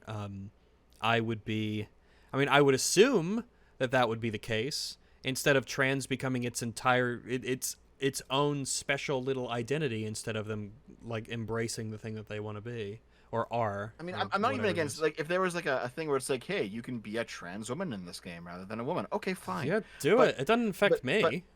But body type 1 and 2. These aren't genders. These that makes everyone sexes. losers. Everyone is getting dragged down now. You're taking things away from other people to try and satisfy this tiny, minute little percentage of an install base, and so everyone has to suffer it. Everyone loses these options as a result of that. That's just stupid. I'm not even sure who it satisfies, because like, who actually looks at themselves and says, "Oh yeah, I'm an A." Oh, I'm an A. Oh, I'm A. I'm an A. Oh, I'm an that's A. easy I'm an to A answer. plus. But you know what I mean, though, bots right? on Like, Twitter I know are what you the mean. Generic woke. like no one's gender identity is body type A. It doesn't fucking exist. Yeah, it doesn't exist. I, It I doesn't. listen. Hang on. I identify as body type 1 because I believe men are better than women. Like number But yeah, one. it can also just take you over the experience too, even like hours later. As silly as this might sound, it's like, well, I built my character and I had a choice between A and B, yet everyone is referring to my character as either being male or female. So what the fuck was the point of it in the first place? You know? It's Yeah. like, yeah, it's like when I was looking at this mod and I thought, well, if I was a trans person and I was playing the Oblivion remaster and I wanted to make someone who kind of looked like me, but like the idealized form of me that I would like to be and express myself as, and I was instantly hit by, oh no, sorry, you can't be a female. You have to be body type 1 or body type 2. Commodity. And I'd be like, oh, well, in the old one, I could make someone who is like an ideal version of me, who's like a woman, and everyone sees me as a woman, and that'd be great, and I'd feel wonderful. Like, well, I guess that option's gone, so No, fuck me, I guess. Thanks for no. trying to be inclusive. I need the vitiligo slider. I need to roleplay as the disabled person that I am in real life. Give me the combat wheelchair. I was gonna say. It is odd how They switched out boob sliders for Lego sliders. What a downgrade. hey, Cyberpunk, you got 3 boob options, I think, small, medium, and large. So I think you get more I options thought for for- your pubic hair than for your breast sorry, were size. those Actually, options? yeah. Okay, I thought Breast size I are thought for options. Okay, when I was listening to you say, I thought you were saying there was like 3 boobs. I was like, oh Jesus. No, now It's like Total hey, Recall listen, they situation could. now? There should They be. it should There be. should It's be. Cyberpunk, baby. Yeah. Oh, that's in the game. There's an ad in the game for a character who she's like a sex influencer, a porn star, and she has 3 boobs. So you see the ad every once in a while of someone who's got, there's some chick who's got 3 boobs, and it's like, oh, isn't it crazy? She's got 3 boobs. You should buy her videos or whatever. But no option for the player. But it should Sorry. be. Embrace it. I'm sorry, Yeah, listen. yeah. Listen, I heard that CD Projekt Red has a woke program, so I'm afraid that Cyberpunk is officially woke. Well, I think the big test. I think a lot of people are holding their breath because of obviously Cyberpunk's horrific launch, but people are waiting to see what becomes of The Witcher 4, and that's going to be Yeah. well, Yeah, it's She's Fat ugly Siri. though. She's Yeah, that was so another stupid. anti-woke controversy. And it's A like, no, non-controversy. she This looks one was normal. so dumb. Siri looks appropriately battle-hardened given her life. Oh no. But Yeah. it's so woke that she can drink potions. Only men can be witchers.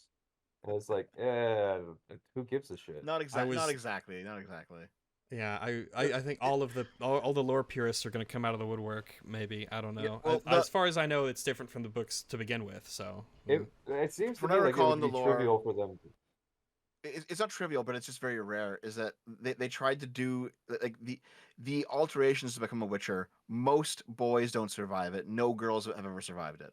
But it's not impossible. It just hasn't. as far as I know, Siri is a particular individual, and she's got like magic power. She is a special person. She's not just Yes, some she is. chick. So Well, we and will it's see. believable they wouldn't. It's kind of a chicken and egg situation. How do they know it wouldn't work on a girl? They probably don't try it all that often, considering it's a fairly medieval society.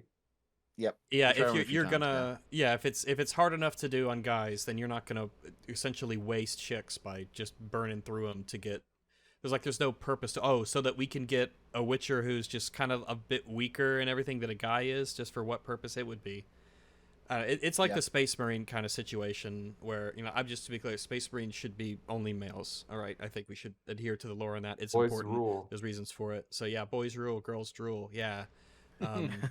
But anyway, See, That's why I like my Space view. Marine My view on too. all of this is that if you have a standard setup in lore, you should generally follow it. If you're going to violate it, one, you have to have a good reason. So make sure that you have a really good reason to do so. Yeah. But 2, you can't do it all the time. It has to be like an exception, because the exception is the interesting thing. The idea that there's only been male witchers. Here's one female witcher. That's an interesting story because she's the outlier. well, And people if- want but to that's kinda feel. true. There's 18,000 of them. It's like, well, who cares anymore? Well, I want to would feel remi- it like the reminds me- information. You go ahead. It makes me think that in like 2025, let's say that like we get our first Mass Effect game where there's a human Spectre, and they're like, well, according to the lore, humans can't be Spectres. It's true. Like- That's right. Yeah, Shepard was the first Yeah. human Spectre, but it was treated with Yeah, gravitas like- as a big deal in the lore. Humans were a new species Yeah, relatively and to the it's a fo- council and played into the It's a story. It was big important focus of the narratively. story, yeah. Yeah. What is Yeah, humans' I'm place in sure this that- galactic confederation, essentially? I would hope that The Witcher 4, confronts the concept of like what it means to be a female Witcher. To be a woman, yeah. And like if she was never confronted because she was a woman, or people didn't, she better be treated as a fucking woman, or else it's going to be Yeah. bizarre that people are just like totally normal And in there's this society with this chick with white hair, this Witcher who is a woman doing all this stuff. And it's not going to be woke And there's that she tons has of to come. interesting things they can do with that. Absolutely. Her, and how her attitude. Well, that would be an excellent way to introduce a level of roleplay to the game. How is your Siri going to respond to these kinds of remarks? Is she just used to it? Is she just going to rise above it? Is she going to be petty about it? Is she going to be really resilient in Yeah. her own ways? Is she going to like show by example that she can kick anyone's ass? And that could be a way to roleplay it. And we will see Yeah. what the case may be. No, we need to judge it now. That's She looks true. kinda fat. Judge it now.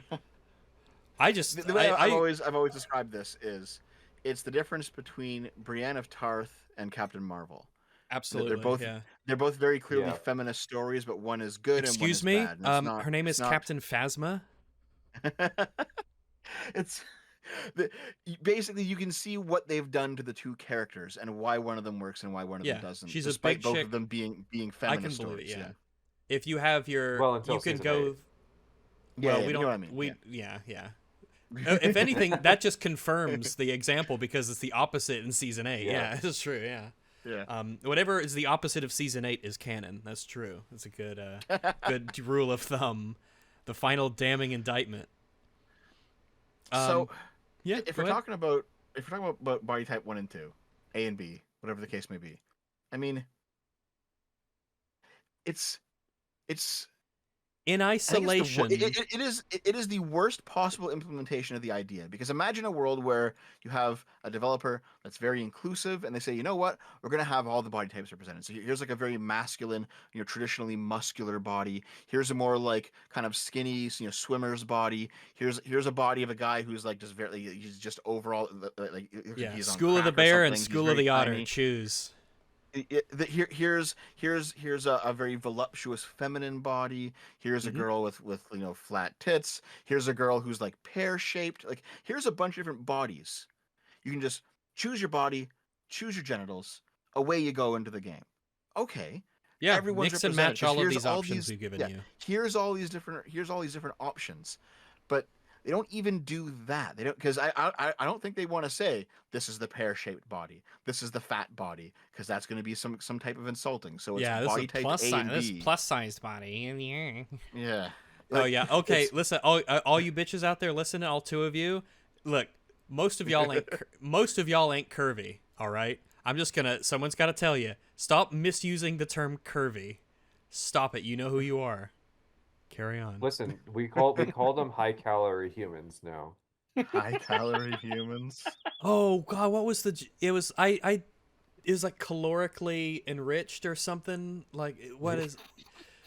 Look, we'll Calorically just gifted. calorically endowed or something along like that. Yeah, there's Calorically something in there. endowed. I know I've done something along those lines because, look, we'll just get around yeah, it but- with it. It's like how neurodivergent is just like, it's just become an insult.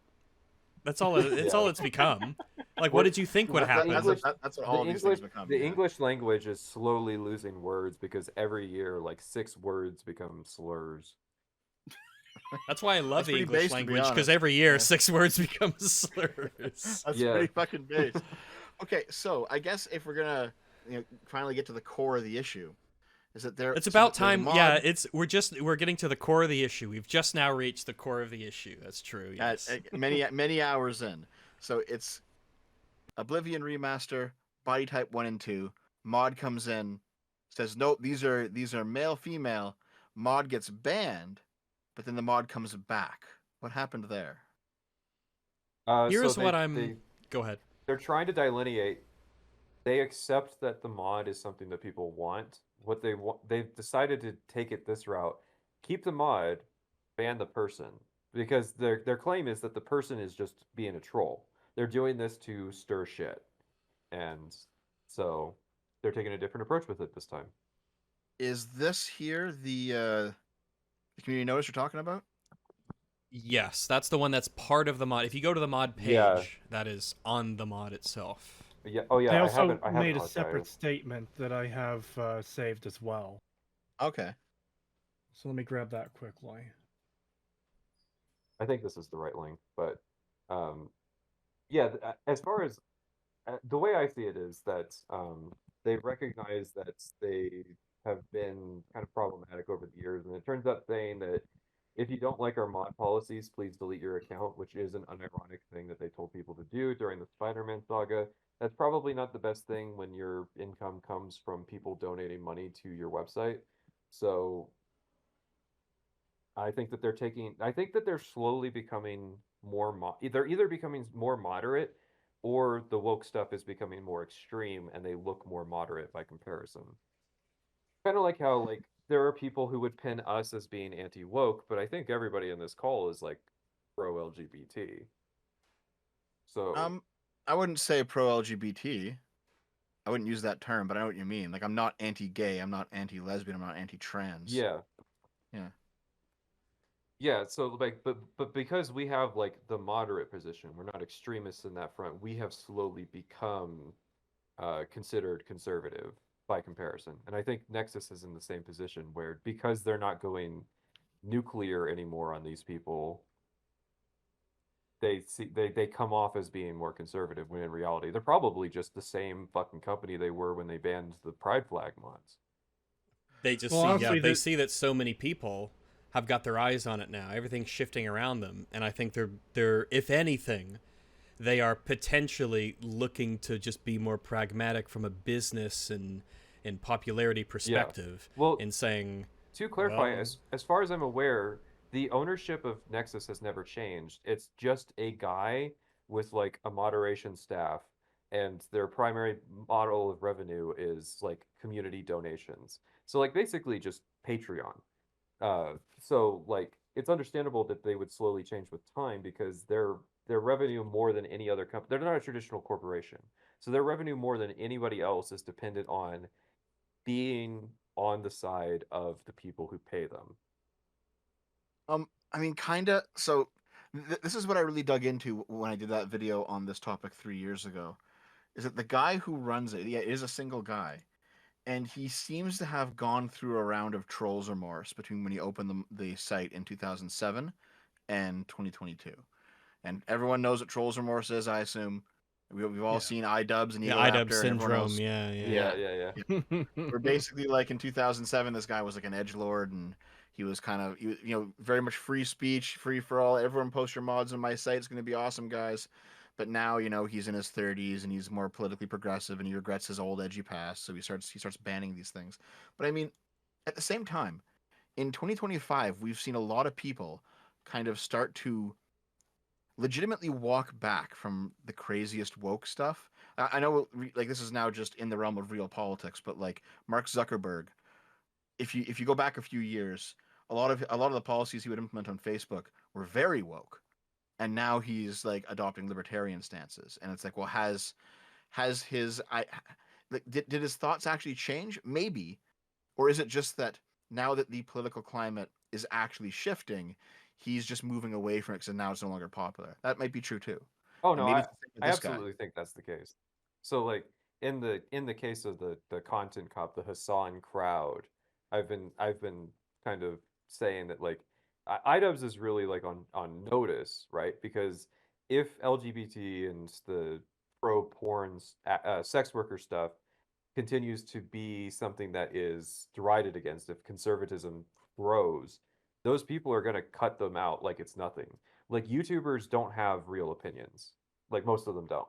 Their Well, opinion hold on like a second here. they were only ever allies. They were only ever allies because it was trendy to be allies. Yeah. And you're going to Clout start to is see the them talk about currency that they all deal they're in. going to you're going to start to see those guys talk about this stuff less if LGBT continues on the downslide in terms of cultural popularity.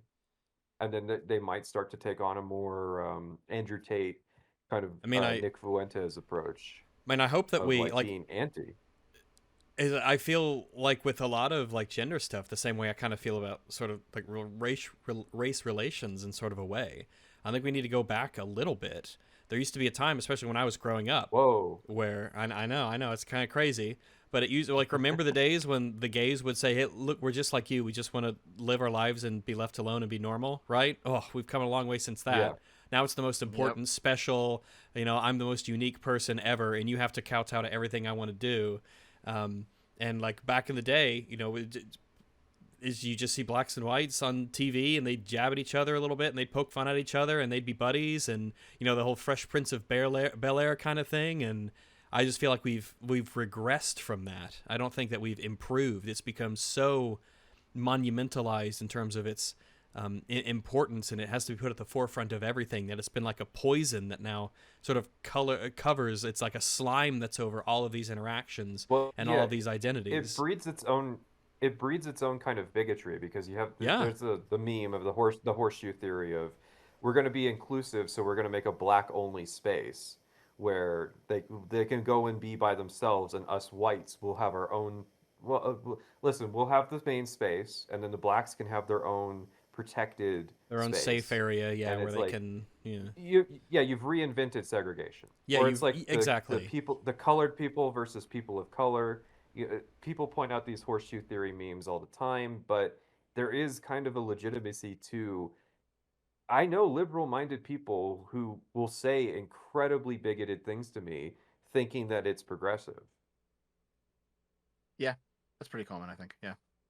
When I was growing up, my parents, I never had a race talk with my parents, because growing up, it was just always like black people, white people, Hispanic people, whatever, Asians, whatever. Like there's no difference. It's just different flavors of person. They just look a little bit different. In the same way that some people have bigger ears or noses or different colored eyes or hair, is like there's just different kinds of people, but they're all like the same. It was never anything worthy of pointing out and making a big talk about. So I just grew up with the understanding that just people look different. That's just a natural part of the human race, and it was never anything of importance to me. I mean, growing up, my best friend was half black and half Asian, and that wasn't strange or worthy of pointing out. It was just that's just how some people are, just like you're the way that you are. It isn't a big deal. Carry on. And so that's just kind of always the attitude that I've had. But as we have, crept forward towards, current year, going, starting from there, this focusing on race, it's like it's always in your mind. You always are thinking about it, even if you don't want to. They've poisoned you into thinking it's the most important thing, and you have to behave certain ways. And you can't say certain words, but you need to say certain other words, right? And you have to behave in this particular way. You can't just treat everyone the same, because that's actually bad now. And it's this horrific, toxic poison that we need to just cleanse from society. It becomes neurotic. Like, yes, no wonder these people are mentally ill with all the fucking hoops that they're having to mentally jump through every day just to like talk to the barista who's black. And it's like, have I checked my privilege? Have I balanced my chakras enough to make sure that I don't commit a microaggression? Have I apologized for slavery enough before I can go talk to this person? Yeah, exactly. It's like I said, we need to go back to sort of that kind of attitude. But we'll see. And that's why you should play Avowed. That's right. That's what you should... So one thing I did find and grab real quick is a lot of the conversations from 2022 onward, including somewhat this one, was that we're not going to allow political stuff on our site. And I mean that ended up just not being true, because I mean in 2020 there was a whole bunch of Trump mods for like just comedy mods for a bunch of games, and they're still up. These are never taken down. So like it's one of those things where it is very clear that on some level the Nexus Mods guy did shift in opinion over time, I think. Because you can find a whole bunch of old mods from before he changed his opinion, and they're expressly political. They're clearly just joke mods, and they still exist. So at some point, I'm gonna guess. Okay. he told a bunch of people to delete their accounts. He took a hit in revenue, realized that it was a bad idea to tell your patrons to stop paying you, and decided to try to, because I think everybody here has a Discord server, right? Yes. so. Like they I run think their own. so. Yeah, I'm sure we're all aware it's difficult to keep your moderators in line and um, enforcing your vision of what should and shouldn't be allowed in your community. And I think that's the same thing with him. Like I think there's he even a probably more does have a few moderators who are like more woke than he is, who are causing this kind of trouble for him. maybe a more particular, accurate parallel is if you have someone in your server who's causing issues and getting on people's nerves, but they pay you money every month. It's like, well, how does that Yes. influence how you might moderate them Yeah. compared to some, white named nobody who's just sort of in there? Like, well, this person's giving me, a couple bucks a month, $5 Yeah, a month, and if I I'm ban them, sure- or I'm sure okay. I'm sure everybody's had the equivalent situation of, well, I gave you $100, so you got to let me do what I want. And it's like, no, Yeah, don't. even though No, it's I like don't. it is like, oh, you've got the name that you're a big, a mega supporter, but you give me a lot of money every month, and ooh, what is that? Like, even if you're aware of it, you're subconsciously aware of it when you see the tags or the roles or the names, and so it's a part of. Sometimes you got to take a hit. Sometimes unfortunately, the right move is, that's going to cost you a few bucks a month. Yep. This happens on a lot of websites. There is a disproportionate representation of trans people who are moderating Oh, certain yeah. websites, It's- like Reddit, for example, where the chances are the people that are like enforcing his vision might be putting him into these situations, because that's what happens on Reddit. Is the mods will be overactive, and then the admins have to step up and try to like come up with a way to defend that, because they're not going to throw their mods under the bus. Also, their mods, they don't have a financial interest in this. They're doing this because this is their little micro fiefdom, and this is where they Yeah. can get some authority and power, and so they latch onto it like a vampire.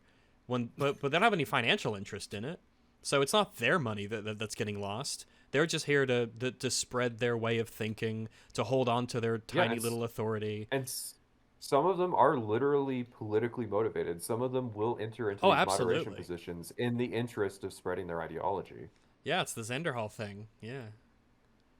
Poor Wait, kid. did Xanderhall do that? Wait, No, hang on. He's the one who talked about how he wants to talk to all the people and convert them to socialism slowly over time. He just like said it out It's- loud to everybody. Surely you know about this, Dad. Wait a second. I don't remember It's this. 2025. That's fine. You just said Xanderhall's name in 2025? Look, No. the Oh my God. look the final death is when people forget your name. Okay, he's got a little bit of gas in the tank. All right, I'm the one person who said his name this year. All right. Yeah, I guess compared to the guys, the trio that were bigger than him, he has survived the best. I mean, he seems pretty miserable and destitute, but maybe that says more Yeah, about but them that's than it better- does that- him. That's better than being outed as a pedophile, or being outed as a sex pest, or being outed as a Islamic fundamentalist. I think that he would trade all of that in a heartbeat if he could still have their kind of audience. If he could make Vaush Hassan Destiny money and still have that kind of viewership, he'd trade it in a heartbeat. Hey, just fake yourself having fucking lolly on your computer, and I guess you'll be relevant again. Like, I mean, you can't shouldn't fake be having hard. lolly on your computer, really. It would just be lolly You on have your it and you computer. don't. It's not really. You're like, Well, I okay, get- all right. well, I guess just if he's not interested in that, just still download it so that you can cause a controversy. Yeah, That's just do I'm what I implying. do. Just have a dog character, and everyone will call you a zoophile. So there you go. It's Yeah. easy. You don't even want it, and it happens. Ah. Yeah, I was confused. You were saying that you were a type of person, and I was very confused by that. Yeah, type 1. Body type 1. The 4-leg type, I guess. Type 3. Canine quadruped. Well, Cluster What do you A think of versus the Cluster B. Khajiit? Khajiit, Did you see the Khajiit? Yeah. you know what? They're horrible. I love them. I love them and the silly Argonians. I love them. Look at them go. Oh gosh, look I think at they- them. They're just. I think they butchered them. They are. They look interesting. They look like someone is. They look like Where's a the good mod that first unfucks attempt. that? To be, I mean, in the original Oblivion, they looked really bad. They didn't look that uncanny though. This was, yeah, there's something weird about this kind, but it matches the weirdness of the Oblivion landscape in a way that I feel is very appropriate.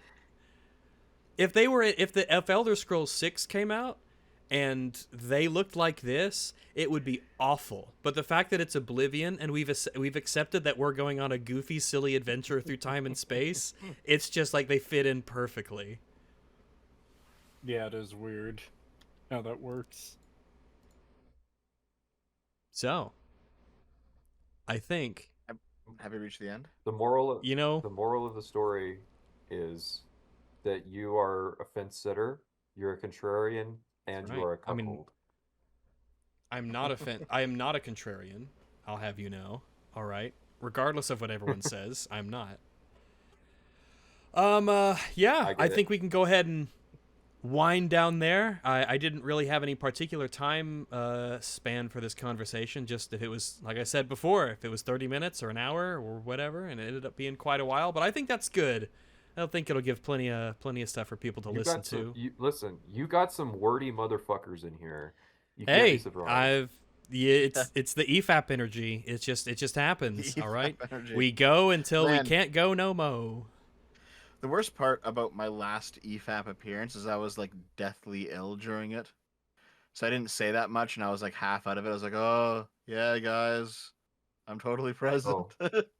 I know something about not saying much on EFAP. Oh, Same.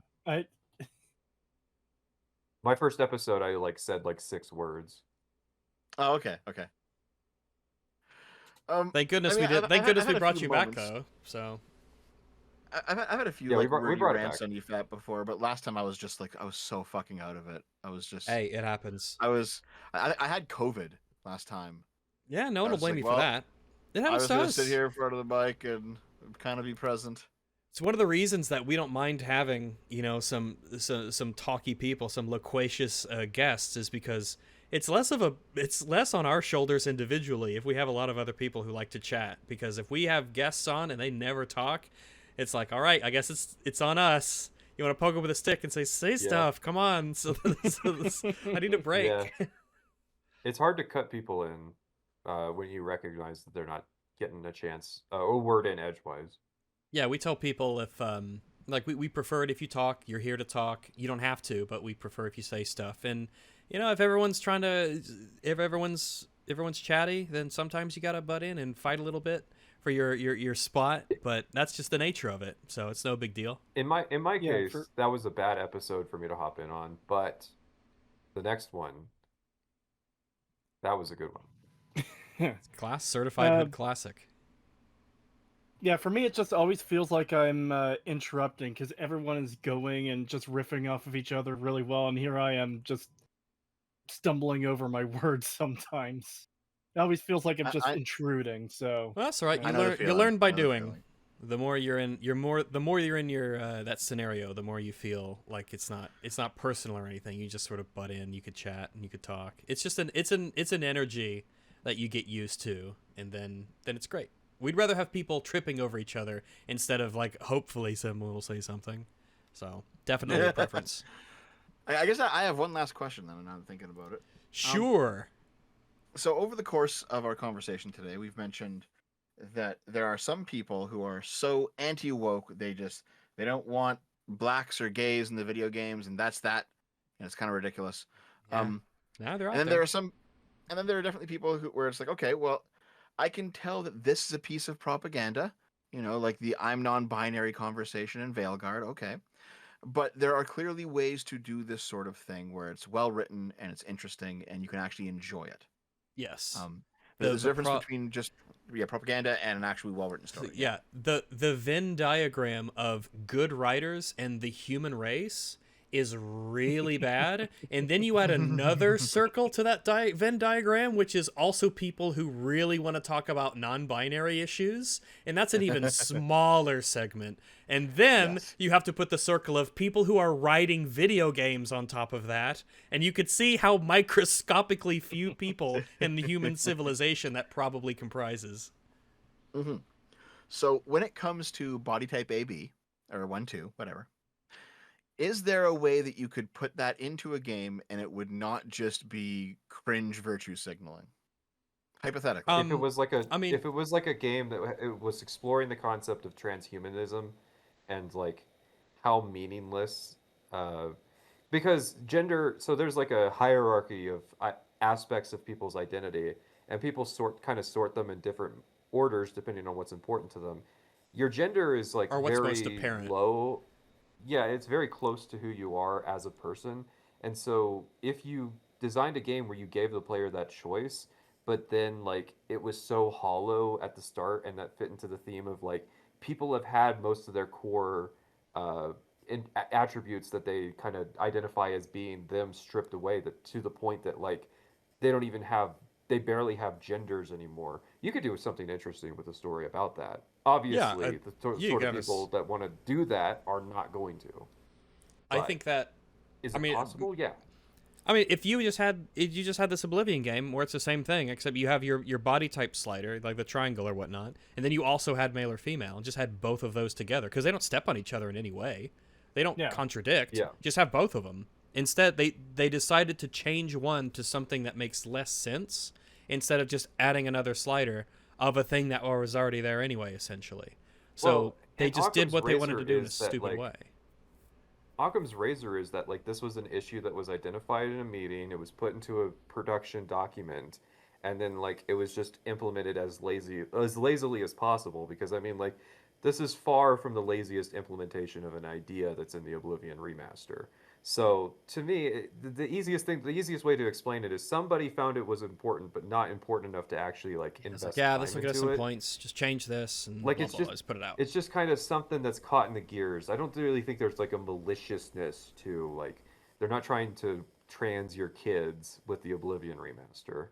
Yeah, I think it's just this is just one of those cringe attempts at virtue signaling that didn't actually have any work behind it, because if they don't care about it enough to do any work, but they'll just change some text on the character creator and blah blah blah. Yeah, Yeah. I know exactly what you mean. And It was another time, another place, another show. I was talking with Mahler about something similar to this. This was months ago now, and the same kind of conversation came up. It's like, well, what is the difference between propaganda and something that is well written but does not, but like politically aligns with, say, progressivism, right? And is it okay to like a thing even if the politics behind it are ridiculous? I think If it's well done. I And think the it answer seems has- to be like generally yes, of course. 'cause Yeah, it's well done. it's so it's yeah, about like how Avowed well is an it's. example I would point to.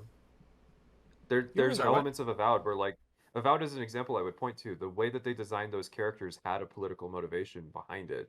There was propagandistic elements to Avowed, but I and a few other people still like that game because, if you cut past that and look at the heart of like what other people were working on, like there's genuine elements to it that you can engage with if you just ignore all the bullshit in the first act. Yeah, That's designed. That was Mhm. literally designed to piss people off, as admitted by the developers. interesting business strategy, Cotton. Yeah. So the reason is, so we were going over it in this previous conversation, and Well, actually, to found answer your, this. if you know what, Oh, go ahead. to answer your question, to throw in my 2 cents, a lot of it is to take like the Star Trek strategy, old Star Trek, like TNG, where Yep. there are episodes of, I mean, even the original series, but like good Star Trek, we'll call it good classic Star Trek. One of the good things about that show is that the show could clearly take a side without portraying the other side as without any point, purpose, or reasonableness to it. The show could Yeah. clearly have the crew of the Enterprise taking a position that was what the show writers believed was the correct one, but also have the Well, alien Rex. race or the other people. They could portray them Well, as Rex, not being you should know. Yeah. You should know. Star Trek was always woke. Oh yeah, That's that's right. right. It was Yeah, always yeah, Star that's Trek. right. Yeah, that's true. Yeah. And everything is political. That's true. But they wouldn't portray the opposing position as like being cartoonishly evil, irredeemable, silly people. They would actually have like characters and reasons for the way that they, essentially the opposition was portrayed within a certain light. And I think an It element of depends on the propaganda episode, is to but yes. Yeah, generally the idea of if it's more propagandistic in flavor if you portray your enemy as like the worst possible. The closer they are to the worst possible, the more propagandistic it sort of a flavor it kind of has. Yeah. I I mean, think of course, I there think are some people who are just evil, but Some- I yeah, get some- what you mean. Yeah. yeah, Yeah, sure. yeah. I think propaganda is when art is made by an activist. And the thing with the woke movement is that it pushes a lot of these like young LGBT people to be activists. It's like if you are trans, you have to be a Then trans you have to have activist. these opinions, And yes. and so Yep. it's like if you have a trans artist Yep. and If they're you're an this activist race, and you have to vote this propaganda is way. activist Yeah. art, yeah, then what they're gonna make is always gonna come off as propaganda and somewhat insincere because a lot of these people they really shouldn't be activists. Like with the Hogwarts Legacy thing, like there was a lot of people who shouldn't have been activists who were like trying to still represent the trans movement. Yes. Yeah. Oh, the reason I guess part of the reason why I brought up the previous conversation with Mahler is because what we were talking about was this tweet from one of the Lotus Eaters guys, and he was taking the complete opposite position. Where he says, he says jokingly here, making fun of the person who holds this view. I Oh, only care that's about me, the yeah. quality. I only care about the quality of the writing. If the trans, interracial, lesbian, non-binary spaceship technician is well written, it doesn't matter. Now, Generally, this is fairly close to my position, though. yeah, mine too, right? So, yeah. But like I do kind of like Harry sometimes. He is pretty funny whenever I've seen him do like videos or whatever, and I've seen him around. But Well, it's funny the meme. position, Yeah. the position he has here is basically that even if the propaganda is well written or it's enjoyable as a piece of media, it's still propaganda, and therefore you shouldn't support it, you shouldn't consume it, because the other side's evil. That's his Well, position. And I would, when you say things like, when you tweet things like this, you cannot be surprised that some people look at this with a very reasonable take being, so you are tying the objective quality of the narrative to whether or not someone is or isn't trans, is or isn't interracial, what their sexuality is, and how they identify in terms of their gender. Those things necessarily have an intrinsic link to the objective quality of the writing, which is the implication. It's a very strong implication of the tweet here. I don't know how far down into that he really goes, personally, or whether he's just doing it for the memes, but that is what the tweet does say. It is an interesting thing because I kind of agree, but I also kind of understand that like by attaching so many attributes onto a character, it feels insincere. Yeah, I agree. Like, yes. As like a one-off thing, but it's like you could actually make that work if it's like a fully developed season. In and what have theory, you. But, like, absolutely. in so many of these cases, it's like, yeah, it's a fucking throwaway character on Star Trek Discovery that's a trans, interracial, lesbian, non-binary spaceship technician. Like, Yeah, it's of just- course that is insincere. It just happens, yeah, but the 17th time I see the trans, interracial, lesbian, non-binary spaceship technician, and it's written like dog shit, and I hate this character. Interesting, but carry on. Better luck next time. yeah, But this tweet the is in the brain context recognizes of, patterns, so... Yeah.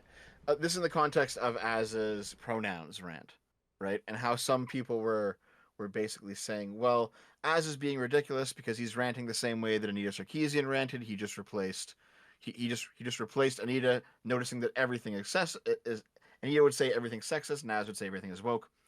And then his reply was basically that, well, you kind of have to play the game this way. You have to, because your enemies, who are, from his point of view, the enemies of the progressives, they say everything's political. And since that's the battlefield, everything has to be political. So if you're going to be anti-woke, you must accept that as the terms of the engagement. So now everything is political, everything is a battleground, it's always going to be a culture war. And the more anti-woke things there are, the better off our side will be. And none of this has anything to do with the actual quality of the work. Yeah, and that's Yeah, a it's huge funny. issue. It's funny that this is in the context of fucking Starfield, which Yeah, is like because this is... it's extremely unpolitical game. Like, yes, there are political elements to it, but like, it's not a very woke narrative. It just sucks, and it has Yeah, like it's just woke really, elements, really and that's bad. what he Well, and that's what he latched onto. I do not want the message to be, we'll fight their crap with our crap. That is not what I want. Is but ours isn't woke crap. Doesn't matter. It's still crap.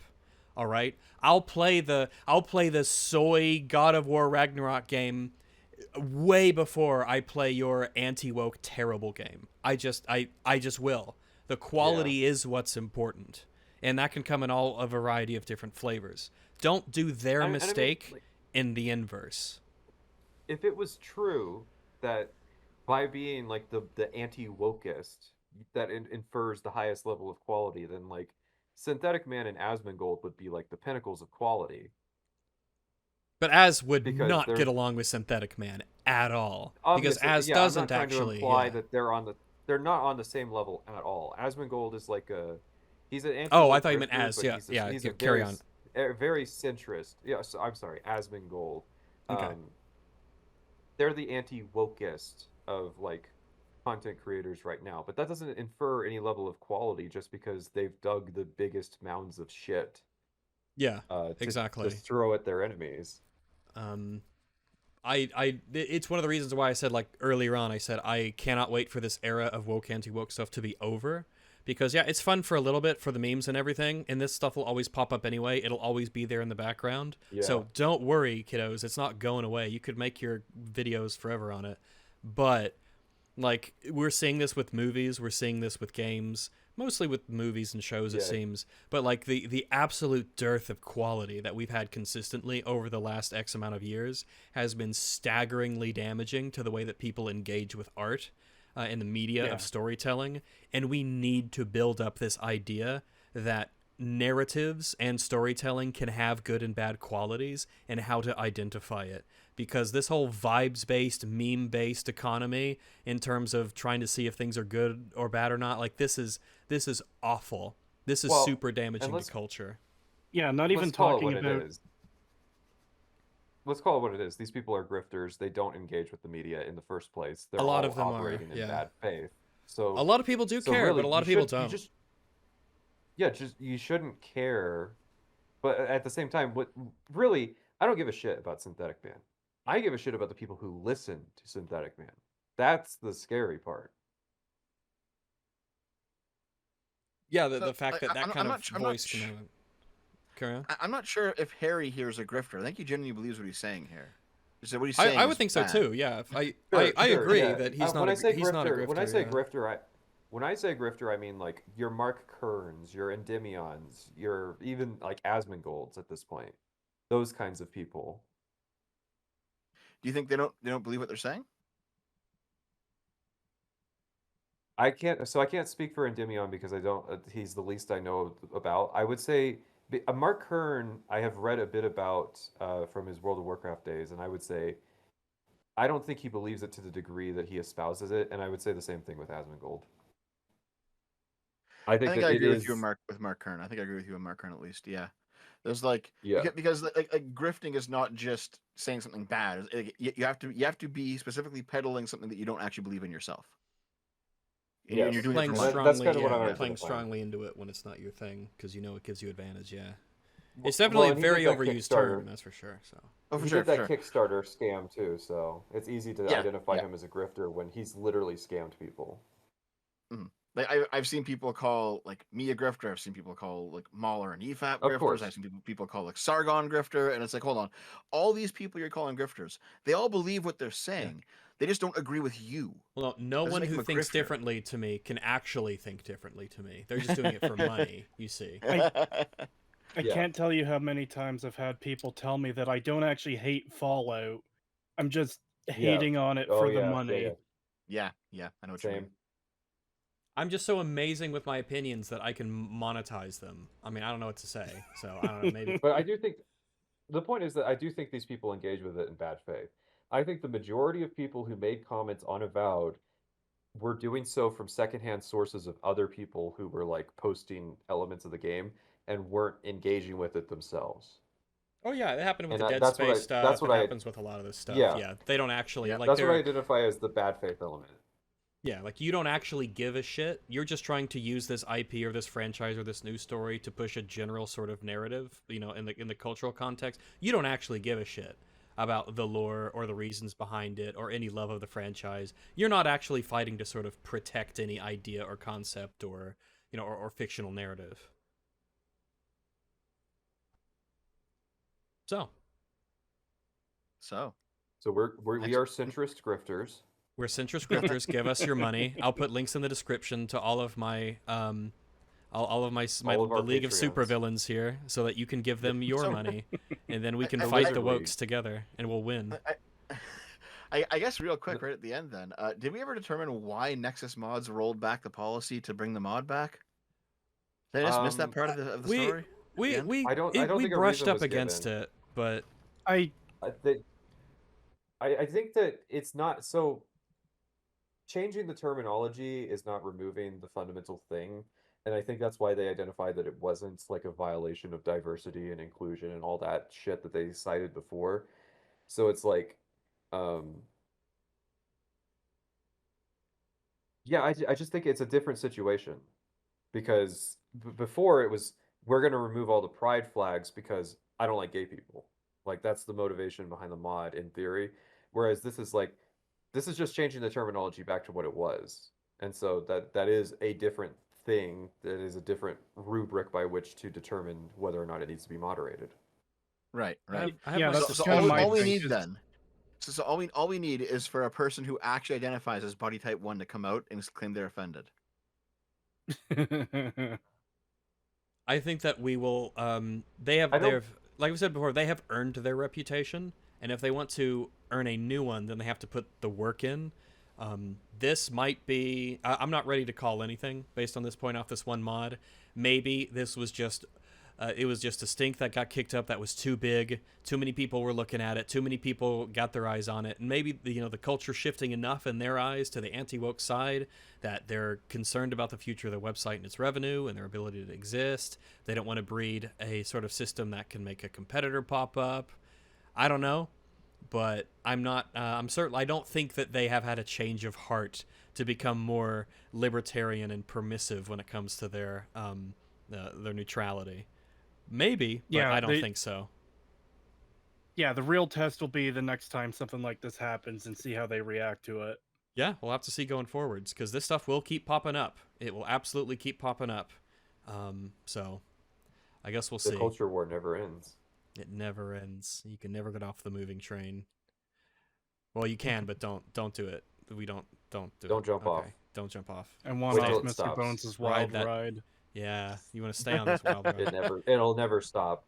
Our wild ride has been going on for a long time, so I think that we should draw it to a close because I'm hungry. So, Creetosis, Dev, Patrician, thank you very much for hopping on to this recording. I'll be popping this on Dogbytes. You can use this recording if you want to for whatever you want to use. But yeah, thanks for coming Yes, on. I thought it was I will clip all you out of context for my Do it. exposed video. yeah, Oh my spread me God. around. Yeah, like butter over stuff. Yeah. All you have to do Alright. is use that one bit where he said that he likes people of all ages. Yeah. That's, You can like that's the people of kill all shot right ages. there. You did me a credit by phrasing it that way. You know, I like people of all ages. It's great. All ages? Yeah.